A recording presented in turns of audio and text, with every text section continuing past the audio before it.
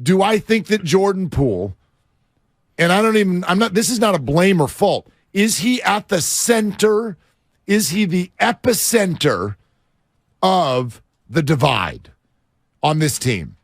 Is he at the epicenter of the divide? My answer is yes. My answer is no. Why? Because he's a young player. Now, if he is at the epicenter of the divide, I don't think that it's his fault that he's at the epicenter of the divide. I agree. I think that the divide comes from... So, is he at the epicenter of the divide?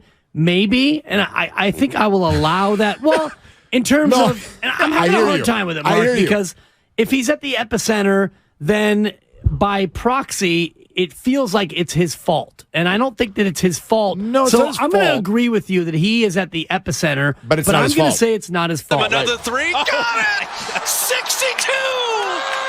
62! And he actually surpasses his buddy Clay. For Lamb on the other side. Clay's got a good look. His three is good!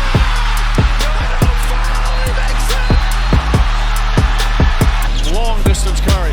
That's a three at the buzzer. Did you see him turn his back after he released his shot? Wiggins to Poole. Poole gets it off in time. Oh, he banks it in! He banks it in! For NBA history, he got it! 14 threes in a game. Has never been done until tonight. Poole with the ball. Launches.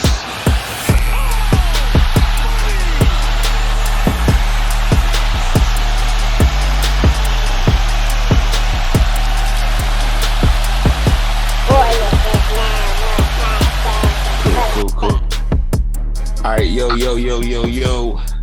Welcome to the Warriors is 9-1 podcast. It's your boy Izze Too Real. I'm on here with my boy DB for the first time. What up, D? It is what it is. What's going on, bro? Appreciate you having me, man. Oh, it's all good, man. You know, the show started because it was supposed to be me and you starting off, man, from them long car rides. Right. I remember those talks. That's how I came to fruition, and you put it together. So appreciate you for taking that initial step, man. Hell yeah. So we can just jump right into it so I don't waste too much of your time early this morning. So, all right, what we going to do, we're going to jump into some news of the week. And the news of the week items is going to be things like Jonathan Kuminga's injury. We're going to be talking about the Draymond walk-off situation that happened in the Laker game. Right. Then we're going to talk about, too, is there like a Poole problem, like a Jordan Poole problem with the team as far as like with the chemistry with the young guys and the old guys? Like, is there a divide going on with that? Man, ain't it? And then I wanted to talk about, too, as well, around the league, some things that's going on, like, you know, the Ja Morant investigation, the KD injury. That's going to be big for the Phoenix Suns. And then I want to talk about, too, like the Luka injury. Get into the games of the week and review those, and then we'll get into some Western Conference predictions. So try to make it a little quick and easy with not too much on here for you. Get it. Hell yeah. So let's start off with the first thing. I want to start off with the Jonathan Kuminga injury and how that pertains to this team, especially like right now, not having defenders on the wing or not having defenders at the point blank of attack. Just how do you feel as far as like the injury? And do you think that is going to take away some of the fire that they have on defense and mess up the rotation as well? Absolutely. The injury couldn't have came at a worse time, honestly. Missing Wiggins with the family issue. We don't know what's going on, but prayers to Wiggins and his family, what's going on. But right. It couldn't have came at a worse time. Missing our starting wing. Then our backup comes up a little limping. So, man, as much as I didn't want to rely on the young guys this early in their careers, it seems like he was kind of thrust into the role where we really, really need him this time around. With or without Wiggins, we really need Kuminga. So the injury could have came at a worse time. It don't seem like it could be like season injury, but it can seem like it's probably going to hamper him for a few more games, at least 5 to 6 games. Hopefully we have him back by the time the playoffs start, but that's going to affect us greatly right now. And how do you feel like about how the hell it happened? like with just a freak accident in the layup line the day I seen after it. the KD situation. Right, the irony. I seen the clip. I don't remember if I was watching YouTube or if I was watching the pregame, but they showed the clip. I've been trying to find it on YouTube because I can't find it now, but I've seen it, and it was like a regular freak like accident. They was doing like a little layup drill, and he just kind of fell on it wrong, and it didn't look like it was that bad. But when they kind of like zoomed in on the ankle and how The bad actual twist. yeah, so it's like So he might be out. Yeah, he's definitely gonna be out for some time. I'm just hoping we can get him back for the playoffs because ankle injuries can hamper you for sure. They can, and especially they're talking about he walked out the game that night in a boot. Like, the hell was he doing in the boot? Was it that bad they had to put him in the boot already? Like, right. I'm hoping that's precautionary because that's they known to do that. When Steph would get hurt, the first thing you see is him in the boot. I don't know if it's to reduce the swelling or to take the impact off that foot, but I'm hoping it's just precautionary. He young, and I'm hoping that them tendons heal up real quick. But we need him and Wiggins badly. Yeah. Shit, and GP too, man. Tell you the truth, honest to God. Right, we missing that athleticism from both. Because I'm telling you right now, without them, especially these last 15 games, without a Jonathan Kuminga, without a GP2, without a Wiggins, and with Dante DiVincenzo looking like he's on tired legs, it don't look good. It don't look good for the defense, and they already look like the older guys can't play defense no more, especially like Clay and Steph. They just look like they getting beat on every play. So if you don't have one of those guys out there that can stop from the point of attack defense, you're done. Like, there's no way you're stopping nobody because teams are getting way too wide open of shots, and it's being too consistent where it's happening because you don't have nobody out there to defend. So I think they're gonna really miss him, especially because I think they said about evaluate him in about a week or so. That's too long because the season's like 3 weeks left, 4 weeks left. So they don't have a lot of time. So I just hope that the kid heal up and so he can get back because they're definitely gonna need him. I'm wondering in the short term how they're gonna replace that because for the meanwhile we gotta fill that spot, that 3 spot, and right now I don't know. I've been hearing rumblings on the radio about how they suggesting bringing in Dante to start.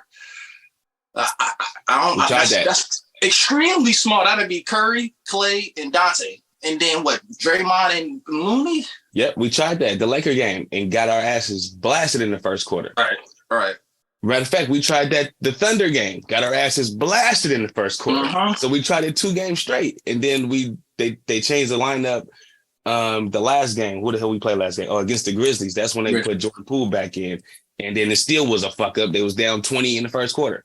So it's like I don't think they can find anybody right now that can really do what he does because JP's not guarding nobody on the perimeter. Steph's not. Clay can't move laterally anymore. Like, just everybody's beating Clay and he's looking frustrated because he's knowing he's getting beat. And then all you have is DiVincenzo. Who else do you got? Moody's in the G League. So now all your guards are gone. You don't have anybody else. You're going to put Draymond out there, but you need him to play quarterback or free safety. So, you know what I mean? I don't know. I have no clue because shit. Nobody. I'm trying to think of another guard that they got coming off the bench, and I just can't think of nobody else. I mean, I can't either. I'm leaning towards maybe putting Moody in just to see what he can do, but that's not a real confident move at the time as well. That's just seeing hoping it fits. Right. It's going to make a difference, but like that's not like a confident move that I'm real, happy to make. But we got to do something, man. We got to do something for the short term. Yeah, we got next. We got Milwaukee tonight. It don't get no easier. It don't get no easier. Now Giannis might not play tonight, so he's questionable with the hand injury. So that's the only good part. But it don't even matter with us because we lose to teams without good players, right? The star players. So I don't know. They play down to their competition. And speaking of that, fuck it. Let's go on to the next one. The Draymond walk-off play. Was that against the Lakers? No, it was a Thunder game. The Thunder game. It was a Thunder game where Jordan Poole had the ball on the right wing and he was dribbling. And Draymond was wide open in the middle. He wasn't wide open. He was kind of open. Right. It was that split seconds where Poole had to make that pass in that pocket in that time, that split second, he would have had him, but he didn't. And Draymond reacted horribly. Though I'll acknowledge, like, Poole maybe should have made that pass, but as one of the leaders of that team, is one of the elders, I would say, even in the league as well, not just the Lakers. Like, Draymond been in the league with close to 10 years now, so makes him like one of the elders in the league. That's a play you cannot make. It's deeper than what it does to your team. It's the backlash you bring from all the media, all the unnecessary attention that we don't need right now. At this time, we're trying to make a push and get everything together because we ain't got much time left. Like, we've been saying for the longest, right? So I just think Draymond could have handled that differently. And I think he could have been more of a role model and accepted that and came out and apologized. And it seemed like he just been pointing fingers and making more drama, more stuff that we got to deal with internally that we don't really need right now, honestly. I can't say I disagree. I really can't. I can say that me playing basketball before, especially out here in the Bay Area, I've done that. What Draymond did, I've done it before. I've got pissed off and I didn't completely just walk off and like go towards the stands, but I stood there like hands up and then was just like, all right, well, fuck it. And let them go down and play defense. And I stood on the other end. I've done that before just out of pure frustration and not getting the ball. So I get it. But for Draymond, I agree with what you said. You can't keep making more and more drama in one season. Right. Like, I love Draymond. I love his play. I love the tenacity. I love the dogness that's in him. But again, you cannot keep making more drama and more talking points, especially when your season isn't already going good. Now, if the season was going great and they was right now about 50 and 10, 50 and 15, then yeah, I don't give a shit. I don't care.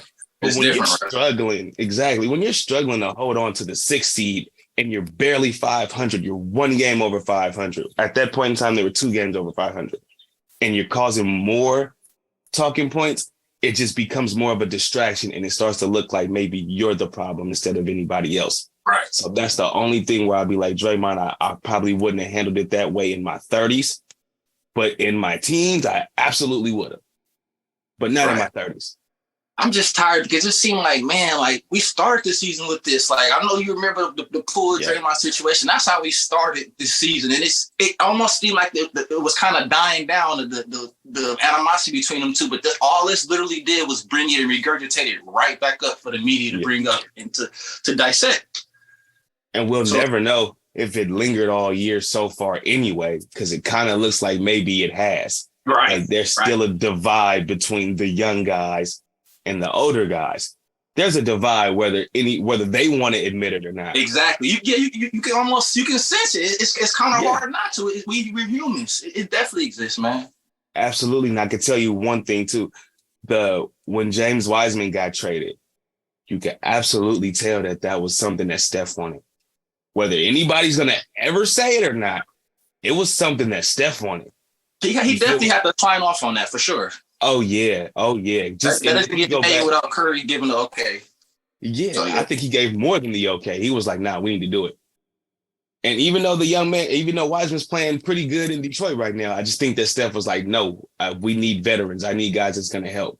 And there was one play in particular where James Wiseman got mad at Steph because Steph didn't get him the ball. And that was one of the things where Steph was just like, blood, you sure we should have him on the team? Like, he think it's offense and it's supposed to be about him. He don't know how the team dynamics is and how the offense is ran around us and moving and reading and reacting and stuff like that. You could tell that's been going on. But anyway, I didn't want to go too much on the James Wiseman thing, but just more of the divide, because you could tell just like with Draymond yelling at Anthony Lamb a couple weeks ago because Anthony Lamb missed the rotation. You know what I mean? You could tell where like certain things were Draymond walking up on Jordan Poole, Steph throwing the mouthpiece because he was mad at Jordan Poole. Klay Thompson, last week, there was a situation where JP went to go shoot a technical. And Klay walked up to the free throw line and was like, watch out, blood. Watch out. And JP was like, wait, Why can't he was like, nah, bro, nah, watch out, move. And you could tell it's just like, bro, you need to know your place in the pecking order. Right. Know exactly. And he doesn't really know his place yet. And you can tell that that's kind of causing a little bit of the friction. Do you agree? And that's leading into the Jordan Poole problem. Is there a Jordan Poole problem? I wouldn't go as far as to label them a problem, because problem, it seems like a dirty word, but it's an issue. It's a bit of an issue because is he the epicenter of what's going on right now?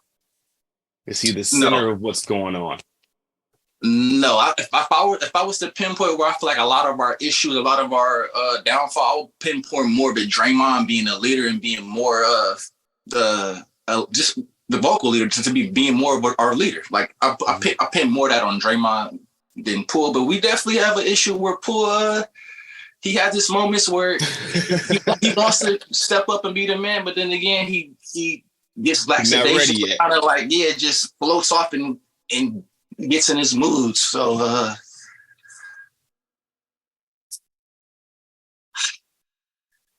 I can tell you don't want to say it, but you kind of like it's a little something, but you like I'm starting to notice it more in Poole, like his efforts. Like defensively, he's always been kind of on and off, not really doing much, but like offensively, I'm starting to notice it more, like his body language is starting to be more and more apparent. And I guess I notice it more now because we're losing, so it's more easy to analyze it and critique it when you're losing. But like, it's a lot of the same stuff I feel like kind of been going on the whole season. It's just more blown up now because we're losing now, and it's critical now. But I don't think it's a problem. I think it's an issue where Kerr needs to kind of establish the pecking order, establish the roles more, because it seems like when Poole is when Poole is starting, he plays differently than when he's on the bench, and I feel like that conflicts his game. Yeah, and I don't feel like he's a mature enough player to be able to dissect that yet. He's still kind of needing that maturity, needing that guidance. And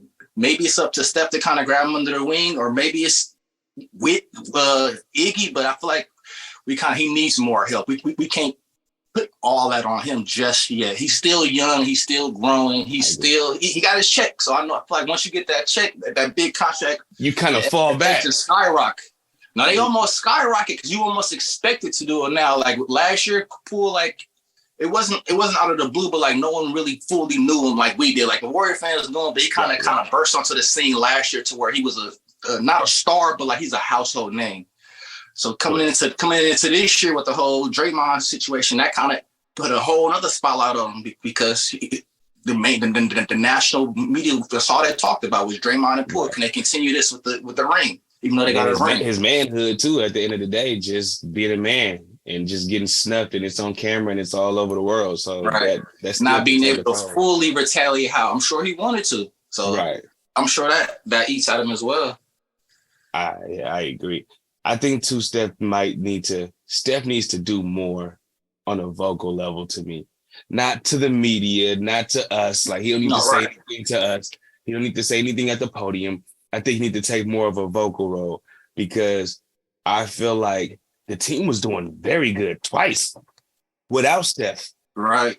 They built a chemistry, a momentum without Steph twice. Two 5-game road, 2 5-game win streaks without Steph. The only ones that we got of the season. When Steph came back, it was like niggas just fell back. It was like, okay, well, Steph got it. Or they was just like, well, we're just going to shoot threes because Steph is back. It's like the whole game kind of changed. It's like, I don't know if they still feel like they got to revolve their game around Steph because that's the way that the system is. I really can't really tell. But I think at the end of the day, I think Steve Kerr needs to change the way the starters play and how the bench plays. When the second unit comes in and there's no Steph, it needs to be a completely different system. You need to run more pick and roll for Jordan Poole and for Looney, because Looney usually is in the game right there with him, or for Draymond. Him and Draymond pick and rolls. You need to do more of that, and not just to read and react where guys just think they can throw up threes because Steph Curry and Klay Thompson's on their team. It's because it's not going to work like that. And that's really what all they've been doing is just jacking up threes. The last game that they had, they shot 53s out of 82 shots. Like, so you shot fucking 23 or 33 fucking twos? That was Memphis? Yeah. Damn. Like, what are we doing? What are we doing? I do attribute that. That's the Steph effect. That many threes coming back from Steph, that's a Steph game. I didn't realize it was that many threes. Jesus, Yes. we weren't even knocking them down. Normally, like we just stop when we ain't knock them down. I don't know why we continue to jack them up in that game. I mean, Steph was on, so Steph was making his, but like other than that, wasn't no bright spots in that game. It wasn't even just that game. It was the Thunder game and the Laker game. Before that, they were taking twos. When Steph was gone, they were going inside. They made it a point to go inside and then go inside and maybe kick it out if somebody's open out there. And then that's when they will accumulate their threes. Now it's just 3, 3, 3. Oh, we can't drive it. 3, 3, 3. Oh, we can't drive it. 3. Like, what the hell are you doing?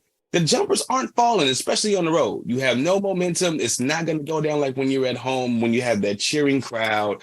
You just feel good. You feel like everything that you throw up is going to go in because you got that crowd there that's going to back you up. On the road, you don't got that.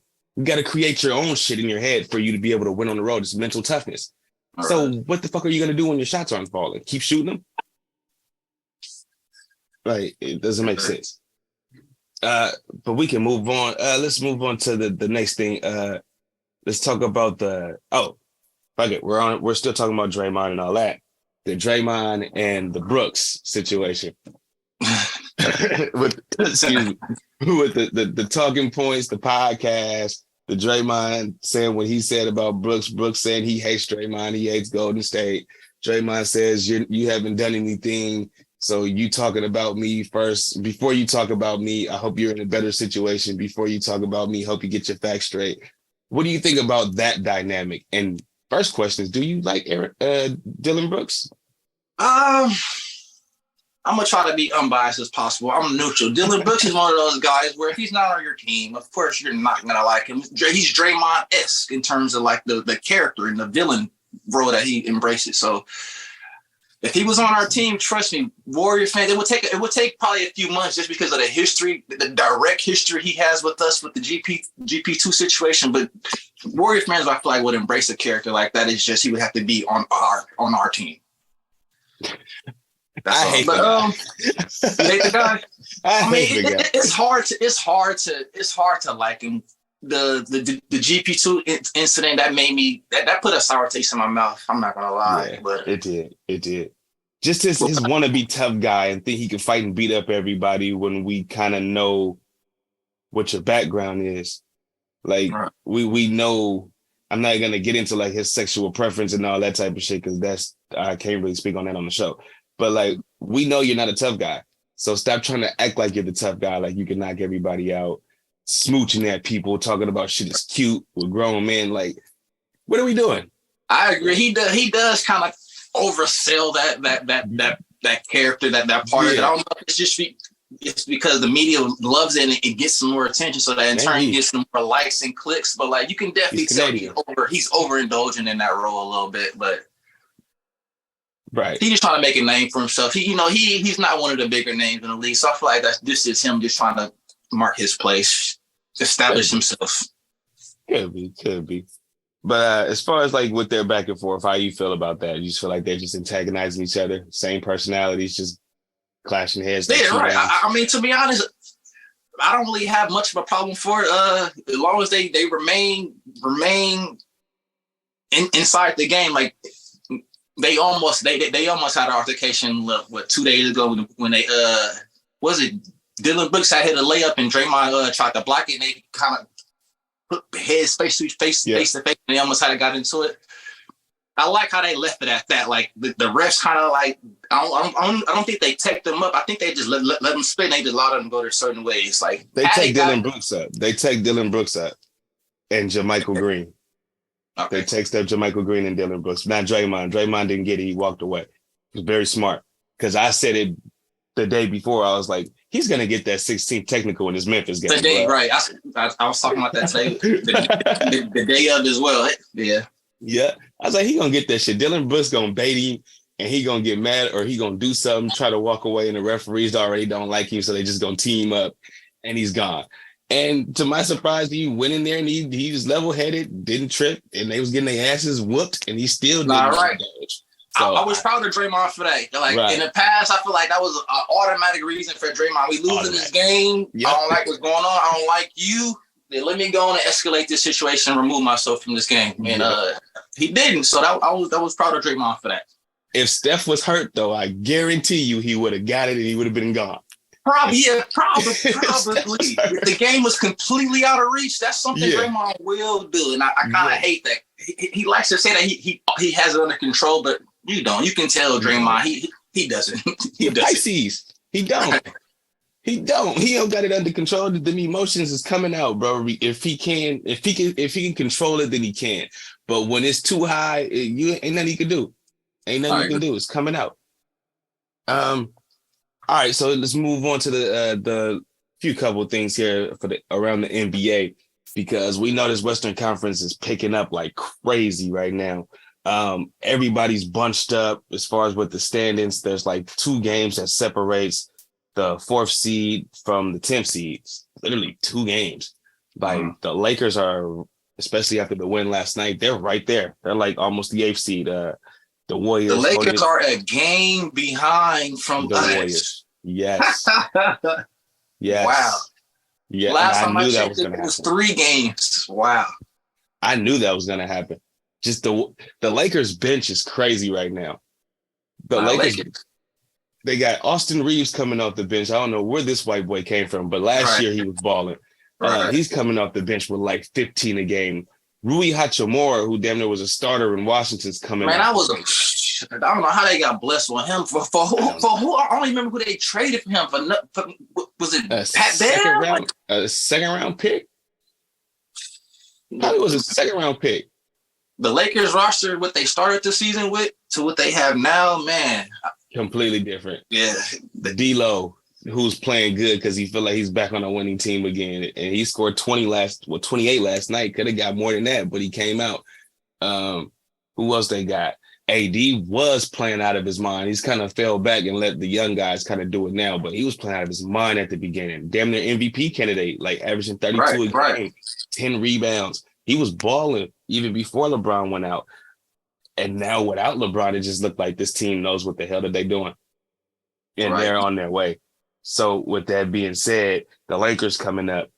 Dallas right now, barely 500. I actually think they're 34-34, the 8th seed. Luka's injury. Kyrie might not play tonight. They're playing Memphis. They could drop. The Lakers could end up taking that spot. What do you think about the injury to Luka? And do you think that the Dallas Mavericks at least have enough to stay out of the play-in? Or do you think they will be in the play-in? With the acquisition of Kyrie, that afforded them a little more leeway. They're not going to go deep without Luka. We all know that. That's their engine. That's where they go. But having that Kyrie, having that wild card, having that alpha still, I still think they can make some noise. If not in the play-in, I still think they can sneak into one of those 5 or 6 seeds just as well, just like us, man.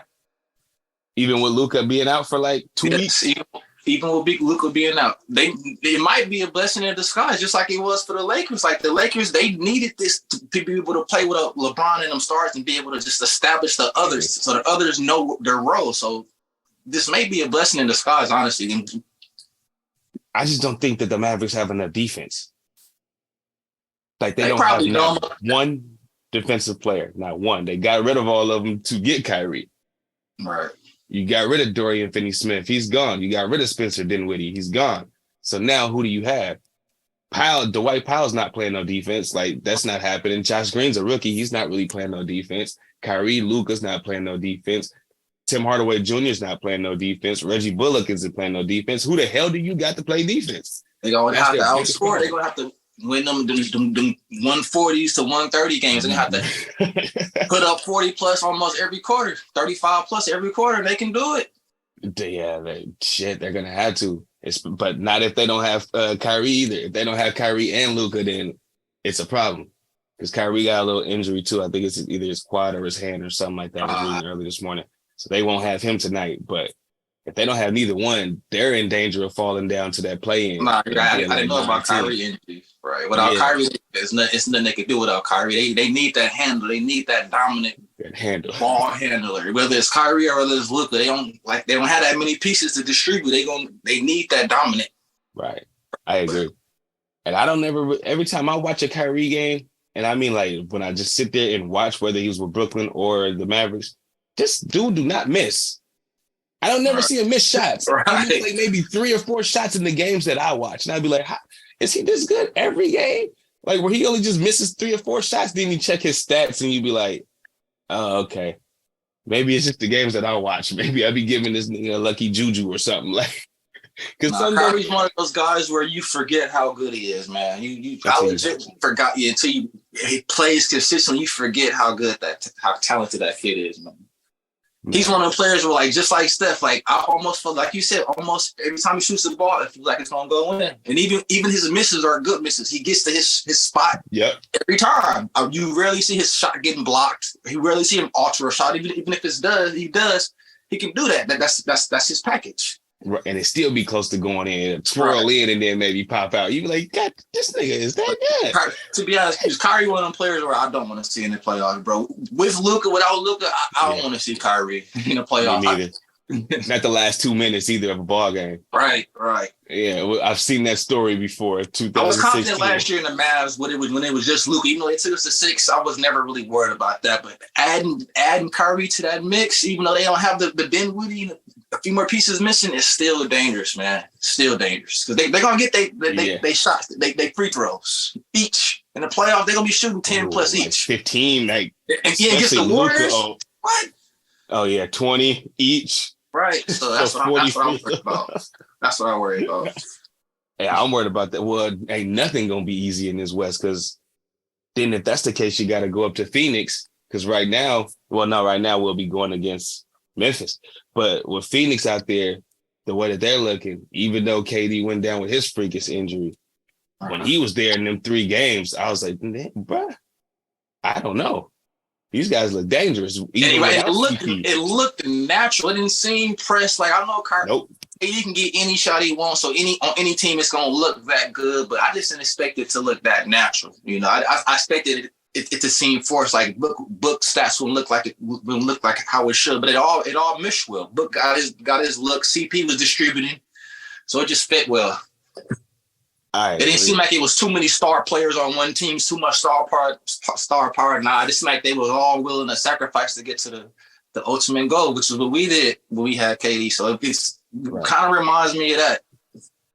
And that's what's the scary part. I don't want it to remind me of that, even though Phoenix is really my second team. But I'm the CPD book thing is kind of just getting on my nerves a little bit because the dynamic and they didn't make it work when they went to the finals against Milwaukee. So I think that kind of soured me on them. It's like, how the hell you don't get it done when you're right there, and especially for CP being 36 at that time, 35. Right. And he wants that ring, you could tell. But for me, it's like with this team, the mid-range jumper is what their bread and butter is. If you can force these guys to shoot threes, you could beat them. Devin Booker's not that good of a three-point shooter. KD is phenomenal, yes. Right. But if you start forcing them guys to shoot threes instead of going inside and shooting mid-range, they're the full mid-range team. DeAndre Ayton, same thing. Mid-range free throw line jumper. CP, free throw line jumper. That's his bread and butter. What's KD's? Elbows. If you can force them to shoot outside, I think you can beat them. I felt like with the Warriors, when they had KD, there was no weakness. Like, there was no weakness. With this team, I kind of see a little bit of weakness. Like, just if you force them to shoot outside, you got them. Because what the hell else they're going to do? That's where you're right. You're right. That's where we have a shot. Because if them threes is dropping for them boys, ain't no shot. But then again, our work is they can get to the bucket. KD can get his buckets. Booker gets to the bucket as well. So they don't mind. They don't mind going to the line as well. So we got to worry about that as well. And we ain't really got nobody to clog the paint. Don't get me wrong. I like Looney. Looney he's good for his role, but we need a solid big to clog the paint, a Bogan-ish type big that's specialized in just clogging the paint and getting rebounds and blocks. And we don't have that right now. And that's going to hurt us against a team like Phoenix. Right. Yeah. Oh, yeah. I'm almost resigned to think that as well. We all thought Wiseman could have been that, but he could have been. He should have been, but the coach wouldn't allow him. But I told myself, and I told the listeners on the other podcast that I'm not going to continue to keep bashing Steve Kerr. Right. So I'll leave him alone for right now. But we all know that there is a coaching problem that's going on here, because part of the reason why Bob Myers did not sign another big is because he said on the 95.7 The Game Show, I believe it was Steiny and Guru, where he said, well, I don't want to sign anybody if the coach isn't going to play him. Oh. This is exactly what he said, quote unquote. I don't want to sign anybody if the coach isn't going to play him. That's what he said. So he knew that there was a problem with the James Wiseman thing, and that's why they had to ship him out, because the coach wasn't going to play him. And for him to say that, especially to me, because I mentioned last week that DeMarcus Cousins called Bob Myers and was like, yo, I'm just got a question for you. Like, do you know why, or what's your opinion why I'm not in the league? And Bob Myers gave him his honest opinion why he felt he was no longer in the league, saying, yo, your attitude, your track record, how things used to go back in the day, people hold that against you, teams hold that against you. Why wouldn't you give him that opportunity if you used to be his agent back in the day? If you gave him that opportunity in 2019 when he came off the quad and the Achilles injury, why wouldn't you give him that opportunity again? And it lets you think it's because he knows Steve Kerr's not going to play him. Agreed. I always wonder why we didn't give Boogie a shot. Because if you remember back to last year against the Nuggets first round, Boogie, I don't remember which game it was, but he gave us some problems when game two, game three was on the bench. Boogie gave us some problems. Yes, he did. You would think firsthand we would know since we've seen it up close, but I've never understood that, why he never got an opportunity by anybody, let alone us. So that always puzzled me as well. Well, I knew why he didn't get the opportunity with like other teams and other clubs. I get it, because he had that stigma around him, just like John Wall. Like John Wall got that same stigma right now. Now, where the hell is he going to get signed after being waived by the Rockets a month or so ago? He's not even signed nowhere right now.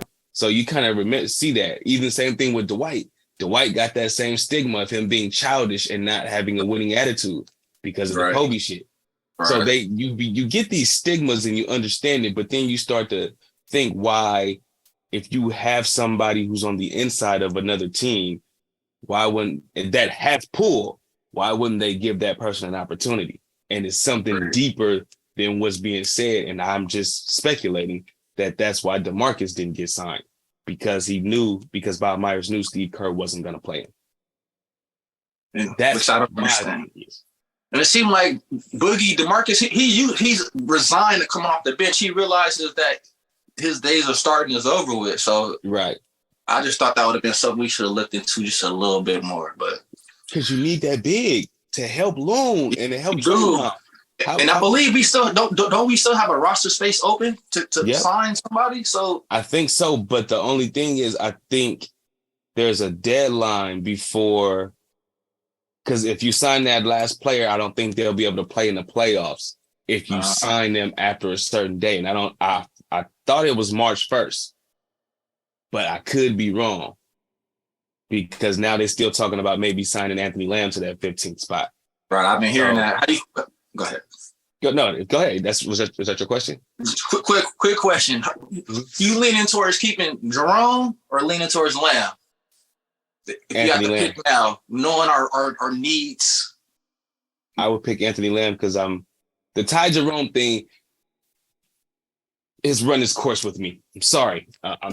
Yes, he gets his buckets, he gets his floaters. Sometimes he gets them when we need them. I get it. But the Ty Jerome thing has completely run its course with me. And I feel like that's kind of what messed up Jordan Poole's confidence a bit. I feel like that's what messed up Moses Moody confidence a little bit. When you see this guy who was only getting maybe, I'm not counting guys' pockets, but maybe like $600,000 on this contract. Right. And you're getting like $5 million, $4 million on yours, and you send this guy getting way more minutes than you. He's the first one off the bench coming in the game. That will mess up your psyche. Right. So to me, I'm not a fan of, I'll let that play. It's a Steve Kerr interview playing in the background on my headphone. But I'm done with the Ty Jerome thing. And it's like, he doesn't play no defense, none. At least Anthony Lamb is a big body. At least he'll try to body up. At least he's even worked the 6 fouls.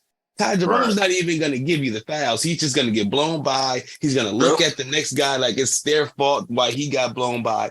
I've seen it too many times, and I'm done with it. I've been fed up with it. So I would rather keep Anthony Lamb, just to answer your question. I agree with you. However, I haven't given up on Ty Jerome. I would keep him, but not at the expense of Anthony Lamb, because we like you said, we need that size. We need that extra shooter off the bench. I feel like to complement Jordan Poole and whatever other ball handler, Dante DiVincenzo that's out there. So, but I like Ty Jerome. I feel like where he was in the beginning of the season, I was wondering, like, who is this kid? Why is he on the roster? He does not belong in the NBA. But I do feel like he deserves to be a backup, or even a ninth or 10th man. Maybe not on our team because we don't have the space for him in need. But I think the kid can play, man. I do too, and that's why I don't want to shit on his game per se. Like, you could tell he could play street ball. You could tell he was a street baller New Yorker, He was a street baller playing in New York. You could tell all that. You could tell he got some skills. He could dribble. He could float. He even has a cool little jump shot, but he got the high school jump shot, the one that comes from like up here and you gotta get the strength up. Like, he got the high school jumper. So to me, it's like, I don't know if you fit with the Steph Curry core. If you were with us in that 2019, 2020 season when we were shitty, I'd probably love Ty Jerome. Just like it was Kai Bowman at the time, I think his name was. I liked Kai Bowman. I remember Kai. Yeah, see? Not on Kai. I fucked with Kai Bowman, so I probably would like Ty Jerome like that if he was on that type of team for us. But right now, on this type of team, a team that's the defending champions, you're not working for us. Understood. I like his ball handling. I like how he don't throw the ball away. He's confident with the ball. When he's passing the ball and the ball in his hands, I don't worry about him, turnovers. I don't feel like he's gonna throw it away and do something dumb with the ball. Like Poole sometimes does. Not to pick on Poole, but like late games, like I almost feel like I like the ball. When Curry's on the bench, I almost like the ball in Ty's hand if they distributing, opposed to Jordan Poole.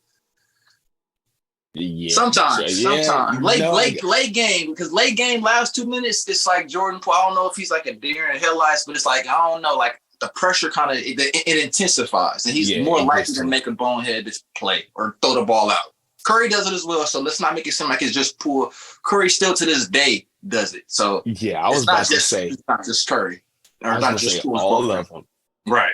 They all make me nervous with the ball in their hands in the last 2 minutes. I would say give it to Draymond, but Draymond turns the ball over with stupid passes or trying to thread the needle when it ain't there.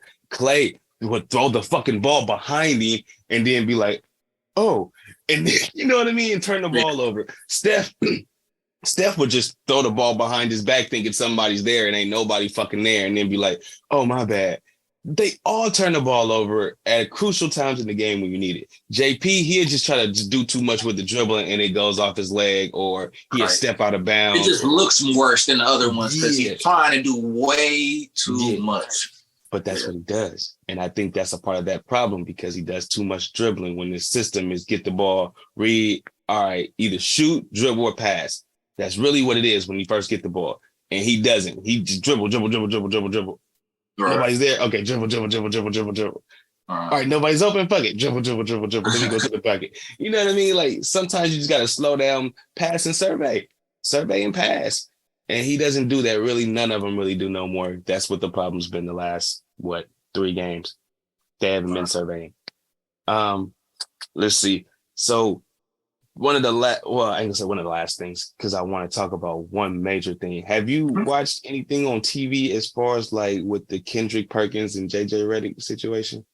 I don't know if it was on TV or on my phone, but I seen the clip where I think Perkins was basically insinuating that the voters were racist, and Redick took to that. He didn't take kindly to that. He was real upset. So I don't know the full story, but I did see a clip where they kind of had got into it, but it was cut short, so I didn't see the final word that was being said. But you can see, I can tell that they was on not on the same page, that they was worried, they was angry with each other. Fire. They both was on fire, and I don't want to get into the little racist aspect either. So I'm not. But one of their major conversations and major gripes was Jokic deserving a third MVP. because he's the top right now. He's the top vote, well, not top vote getter, but he's at the top right now, the MVP standings. It's him, and then it goes Embiid, then it goes Giannis. So the whole thing was Kendrick was saying that Jokic is stat padding. Right. Do you think Jokic is stat padding, and do you think that Jokic should be in the conversation for a third MVP?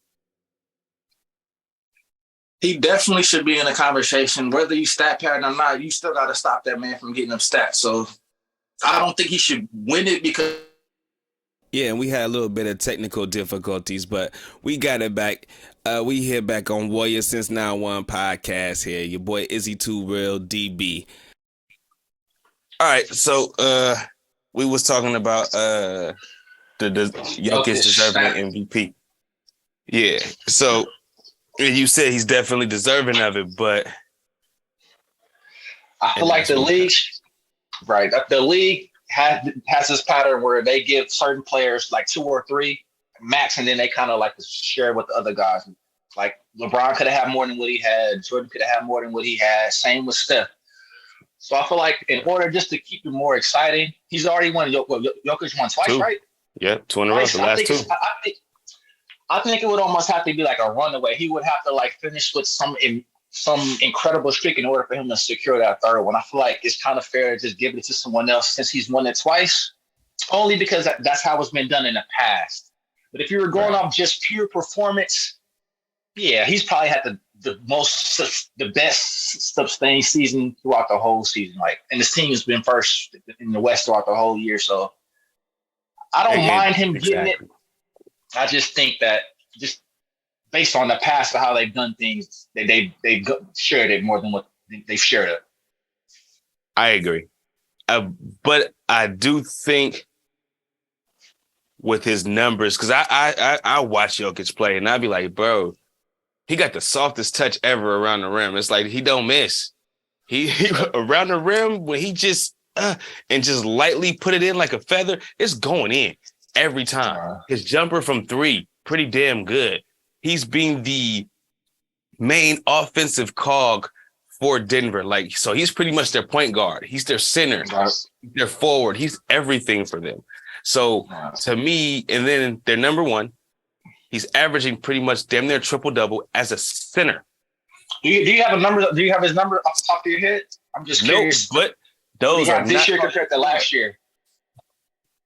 Those are not that difficult to pull up, but it probably will take time just because of the loading of internet time. Right. But as far as compared to last year, I don't think it's that big of a difference. Well, you know what? It might be. And the only reason I say that because last year he was by himself, remember? Mm-hmm. No Jamal, Jamal. Yep. No Michael Porter Jr. either. He was pretty much by himself. Nikola Jokic.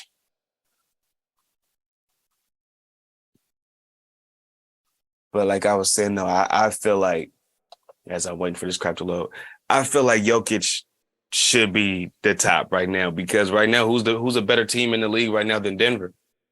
And I don't think it's Boston right now. And really, it's not even Milwaukee. Denver's been playing lights out. Now, we know they're not going to win a championship. I get that. Completely get it. But as far as him being the best player in the league right now, who stops him? Embiid couldn't stop him. I watched the Philly game. I'm like, Embiid, you can't stop him? Like, do something. You're right. Embiid's had a good year, but it just doesn't seem MVP-ish to me. For Embiid? Especially for Embiid. I agree. So compared to last year, so this year, Jokic is putting up 24 points, 10 assists even, 11.8 rebounds a game. Ooh. And last year... Well, that is a triple-double. That's a triple-double for a center. And last year, he was 27 a game with 7 assists and 13 rebounds. So last year, I felt like he was better because he was by himself. But this year, all around is amazing. Now, that's impressive. I didn't know he was averaging a triple-double. Right. And may I add, he's shooting 62% from the field as a big man. 62%, like what? Steph trying to get 50, 40, 90s to shoot 50% from the field. This guy's shooting 62% from the field. Right, and a good chunk of his shots aren't necessarily layups and dunks. Nope. He's stepping out, hitting Middies. threes and middies as well. So yeah, that's nice. That's why I'm like, no, I don't think it's a racist thing this year. I just think he's that damn good this year. Oh, right. I never thought. Yeah, I think he should be in that went a little far. Went a little far when he brought up the race issue. Yeah, I didn't think it was racist because it's kind of hard to not see what everyone else is seeing when it comes to Joker. Like, are you watching the same thing we're watching? right. I don't think he is, or it's just jealousy because he couldn't play like that in this game. You know what I mean? But like I think he was trying to bring up the racism issue with the whole Steve Nash and Shaq situation back in 2005 when Nash won the MVP. And then, you know how it was like they had to give it to a white boy, whoop-de-whoop, quote. But Shaq had the better year. Kobe had the better year, but they still gave it to Steve Nash. But it was like Steve Nash had the best team in the league with the best offense in the league. And he was leading them with the leading assist guy in the league. And steals. He was leading the league in steals and assists. So to me, that's the one anomaly that you might could be like, whatever. But this, I'm like, nah, bro. I'll give it to either Giannis. No, I would give it to Jason Tatum, or I would give it to Jokic. Either one. I was surprised when you mentioned Embiid was second because I just on the eye test I figured Tatum was second, or Giannis was second. Right. To me and you now, Embiid, hell yeah. Right. Embiid is further down on my list. He's maybe like 4 or 5. I'll have to compile it and look at it, but he's not first or second on my list at least. Nah, he's not to me either, really, because Philly is like number 5, I think, in the East. Number 4, number 5. When Boston's like number 1 or number 2, and Denver's number 1. Like, I'm gonna go with their best players. Yeah, because they're the ones who've been putting up them numbers and been balling. And Jason Tatum, regardless, has not really had Jaylen Brown every game this season. He's been pretty much by himself. And he's been thugging it and keeping Boston number 1 or number 2 all season with a new coach. All right. With the drama that you had at the beginning of the season and kept that team on float. But the Warriors had drama and could not keep themselves afloat. So I would give Jason Tatum way more props than I would give Embiid or Giannis right now. Facts. Damn right. Can't disagree with you, brother. That's what's up. And we usually never be agreeing on each other with each other. All right, so I ain't gonna keep you too much longer. I just got 2 more things I just want to get into with you. So I want to get into the standing situation. So right now the Warriors are tied.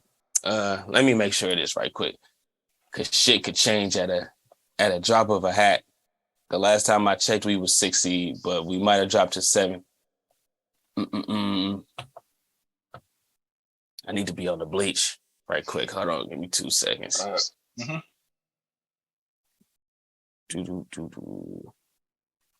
So right now the Warriors, damn, we are 7. Ain't that a bitch? All right, so right now, do we share 7, or do we got a sole possession? We share it. We share it with Dallas, because Dallas got that tiebreaker over us. They beat us twice. They beat us twice. So we're tied with Dallas for the 6th seed right now.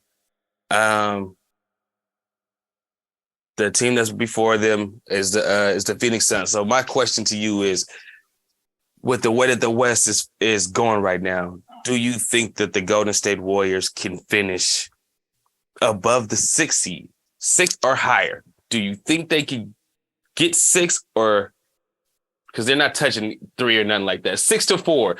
Do you think the Warriors could get 6-4 in the last 15 games of the season?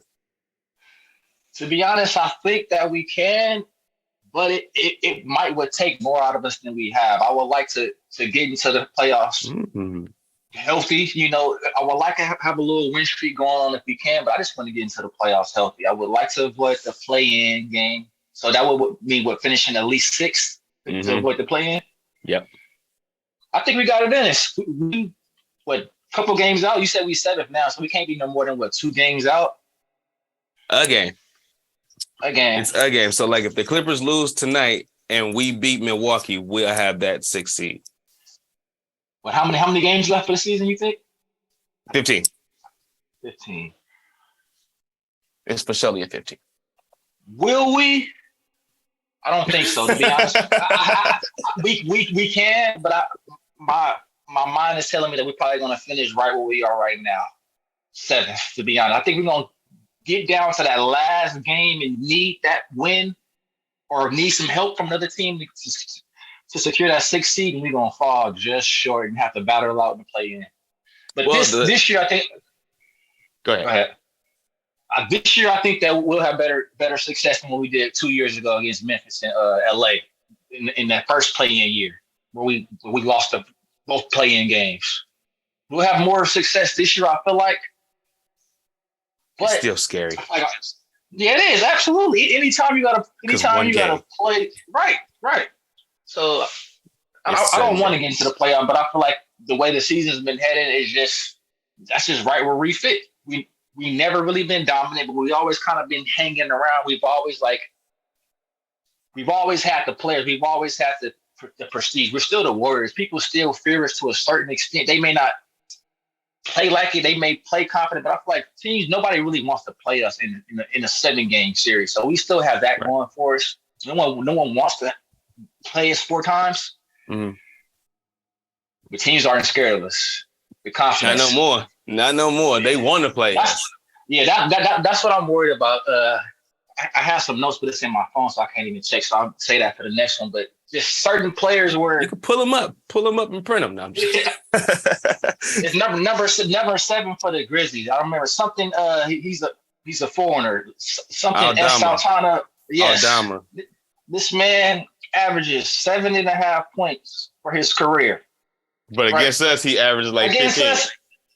He doubled that. Yes, he's 15. They're like stuff like that, and worries me like players like that where they get going against us. They're looking to play us. That worries me. In the past, nobody wanted to see us, but it's players look for us now, and that's Austin what I worry Reeves about. For the Lakers. Right. Every time he plays us in match up against Jordan Poole, he's going for 20. It happens every Laker game. And if we're in LA, he's going for maybe 25. From the Timberwolves. Backup center from the Timberwolves. Nas Reed. Nas Reed. That nigga went for 31. He played like an all-star against us, bro. He 20 in the first quarter. When he plays against us. Threes, everything. Like certain players, they have their career games against us, and that scares the shit out of me. Yeah. Isaiah Roby for the Thunder. Or no, Isaiah Joe. It was Isaiah Joe. Does he play for the Thunder or does he play for he played for a team we just played against not that long ago. What position is he? I think in Detroit. I think he played for Detroit then. Isaiah Joe. I don't know. I just remember Isaiah Joe just striping 3-pointers against us. I think he played for Detroit. Oh my God. Just like who are these young guys? Right, and they out here busting our ass. And there's nothing we can do about it because they keep making them. No, he played for the Thunder. Isaiah Roby. That's what I'm thinking of because he was just striping threes and they was kicking our ass. I'm like, nobody can guard this guy. Nobody can just get a hand. DiVincenzo gets out there and he's still striping them. So as far as like what I think we could get to that 5th seed and I think we can maintain that 5th seed. The good thing is the Oklahoma City Thunder is our last game of the season. Like, so that right there kind of makes it like, yeah, if it has to go to the last game, we got that.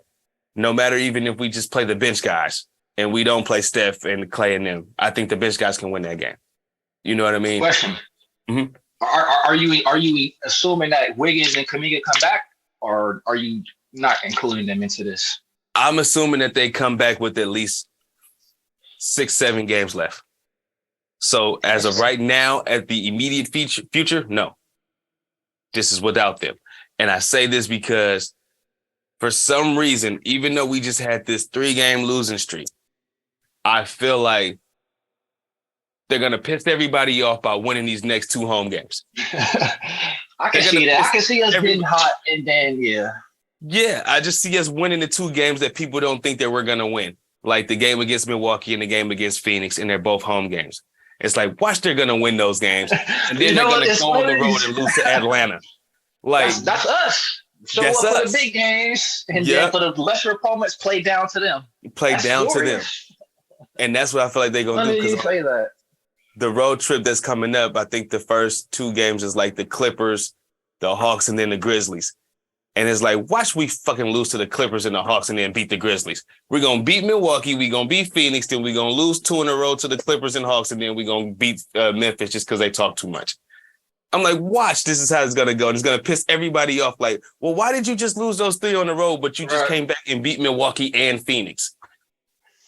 In the past, that used to didn't bother me, honestly, because the way I think about it is like, well, we getting up for the big games. Like Draymond said, it's hard to break up for certain games in March, but the prime time games and elite teams that you know you're gonna see in the playoffs, it makes it a little bit easier to get up for them games. But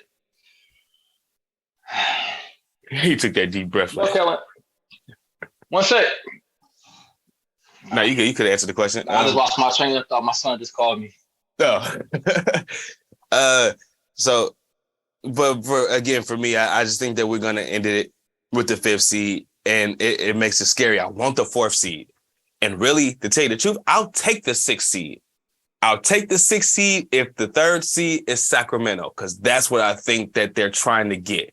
I think the NBA commission, I think the Warriors, and I think the Kings are trying to make this happen to where there's a Warriors-Kings first round because it's never happened. And I think that's what they're trying to do. So if the Kings are 3rd, I say we're 6th. But if they're not, I think we get that 5th seed and we gotta fight the Phoenix Suns in the first round. That's what my prediction is. I'm hoping your prediction with the Kings is right, because I'm not ready. I don't want to see them Suns in the first round. I don't either. Not the first round. I don't want to see them at all, honestly. I wanted them last year, but it's a whole new year. Yeah, I don't want them at all either. Just give me the easy path to the finals again, bro. I don't care what nobody says. Right. But that's pretty much it though. That's really all I got. I got some game reviews, but I could do those later on because I know we both got the families to take care of this morning. But that's it. How you feel about doing your first episode, man? It wasn't that bad. A little nervous now, but I feel like I can get more comfortable with it. I gotta just do it a few more times and get my feet wet, see it a few times. That's all. You didn't seem nervous after the first 5 minutes. After the first 5, you just seemed like you was ready to go back forth with the questions and the answers. So it seemed like you got it. At first, the first couple minutes, you could tell you was a little nervous, but it just seemed like you're good now. I don't think you're nervous no more. I think it's in your head right now. Nah, it's going to get much easier. Trust me. It's going to get much easier. Hell yeah. If you want to. Final prediction. We need a score for the night. Final prediction. I might can't give you a score. Yes, I can. I'll give you one because I'm just looking at the way that the other scores have went. I say the Warriors do win this game tonight somehow, some way, and it'll piss everybody off, including me. I think the Warriors win it, and I think they win it 128 to 113. Oh, mini blowout? Mini blowout. At the very end, they're going to get the mini blowout, especially with no Giannis. I think they get it. Is it official Giannis out, or are we still waiting on that? It's not official. He's still questionable. But if he's out, 128, 113. So, and it's on record now, too. So just in case. Yes, sir. 128, 113. Let me go in and get one then. I'm not as optimistic as you. I'm not gonna lie. I'm not even really optimistic. I'm gonna go Milwaukee 130, Warriors 125. It's gonna be a good game, but they're gonna pull off towards the end and take it. And take it. All right, yeah. All right. I ain't even mad at that prediction. I don't want to lose this game. I know we can't afford to lose this game. All right, we need a little streak going on. We can't afford to lose no more meaningless game. Not meaningless, but games against lesser opponents. Like tonight, lost. It's not the end of the world. Like we can afford to lose a game against them. It's the Thunder. It's the fucking Hawks. Teams like that. The Pistons, the Magic, right? The Rockets, right.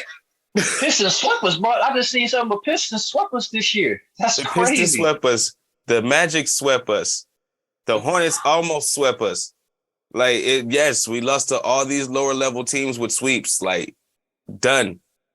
It's another team, too. I can't remember. I think it was the Knicks. I think the Knicks swept us. Like, a lot of different weak teams have swept us this year. So, but again, just for final thoughts on tonight's game, they play different at home. Don't know why. Different team, right? Right. I don't understand it, but they play different at home, and that's why I think that they're gonna surprise people. Because I'm like you, I think they're gonna lose it. I have the impression this is not a game we can win, and it's not a game we're gonna win. But I feel like these fools is gonna piss everybody off and win this game because we lost them last ones. That's really why I think they're gonna do it. So just my thought. We'll see what happens tonight. I think I'm gonna end up missing the first half of the game because I got prior engagements. It's a birthday party tonight I gotta go to, unfortunately. Oh, God. If you with it, join me next week. We could do this every week and just get you on for an hour or so whenever your time is available. We can book it, man. We can set a certain time if you want, but we can start doing this, man. Hell yeah, man, for sure. Especially these morning shits because it gives me a whole rest of the day to do shit. So hell yeah. All right, morning best for me. It's good. Hell yeah. Well, thank you so much for joining me today, man. And we're about to get into right now the reviews of the week. First, this is going to be Steve Kerr talking in the post game about the game against the Los Angeles Lakers. Again, talking a lot, just taking the success at home on the road. Where did you see the lapses tonight? Fouling early on, for sure. And then I thought there were some key stretches in the game where we got a little careless. There was a stretch in the third quarter where we had, I think, 3 possessions in a row where it looked like we had an advantage. And if we had executed, we could have gotten some good shots. And we just didn't. It's sort of semi-transition. We didn't execute, and we never could quite get over the hump. I love the way the guys competed, and they played with good energy, good chemistry. We just couldn't get over the hump. And that right there was Steve Kerr talking to us about the game against the Los Angeles Lakers on March 5th, 2023. And with that game, let's turn me down a little loud. With this game, the Warriors lose the first game of the road trip, starting off, and it was not a good game at all. Steve Kerr kind of makes it seem like that the Warriors were kind of in it. And at some points in times, it seems like they were, but that's not really what it really was. Let's dive into it right now. Again, I do like to thank my boy DB for joining me on the first half of the podcast.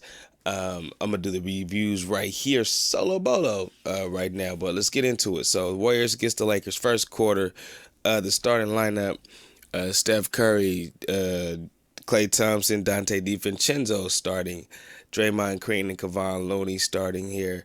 Right now for this was Steph's first game back after 11th game absence, and this was Andrew Wiggins, I believe his 7th game he missed in a row where he wasn't playing. And so we start off with a Steph Curry to Klay Thompson 3, Anthony Davis floater, Klay Thompson midi, making it 5-2, starting the game off. Vanderbilt, who was phenomenal for the Los Angeles Lakers, starting things off, at least in this game.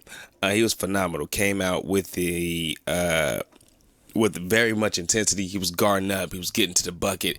He was doing what he needed to do for that Los Angeles Lakers team. I could tell, and I think that most fans could tell as well, when this team plays, that they have a hard time against athletic wings, or even athletic guards. They have a hard time against those guys, and tonight was one of those problems because Vanderbilt was giving it to us he was giving it to us on the basketball court.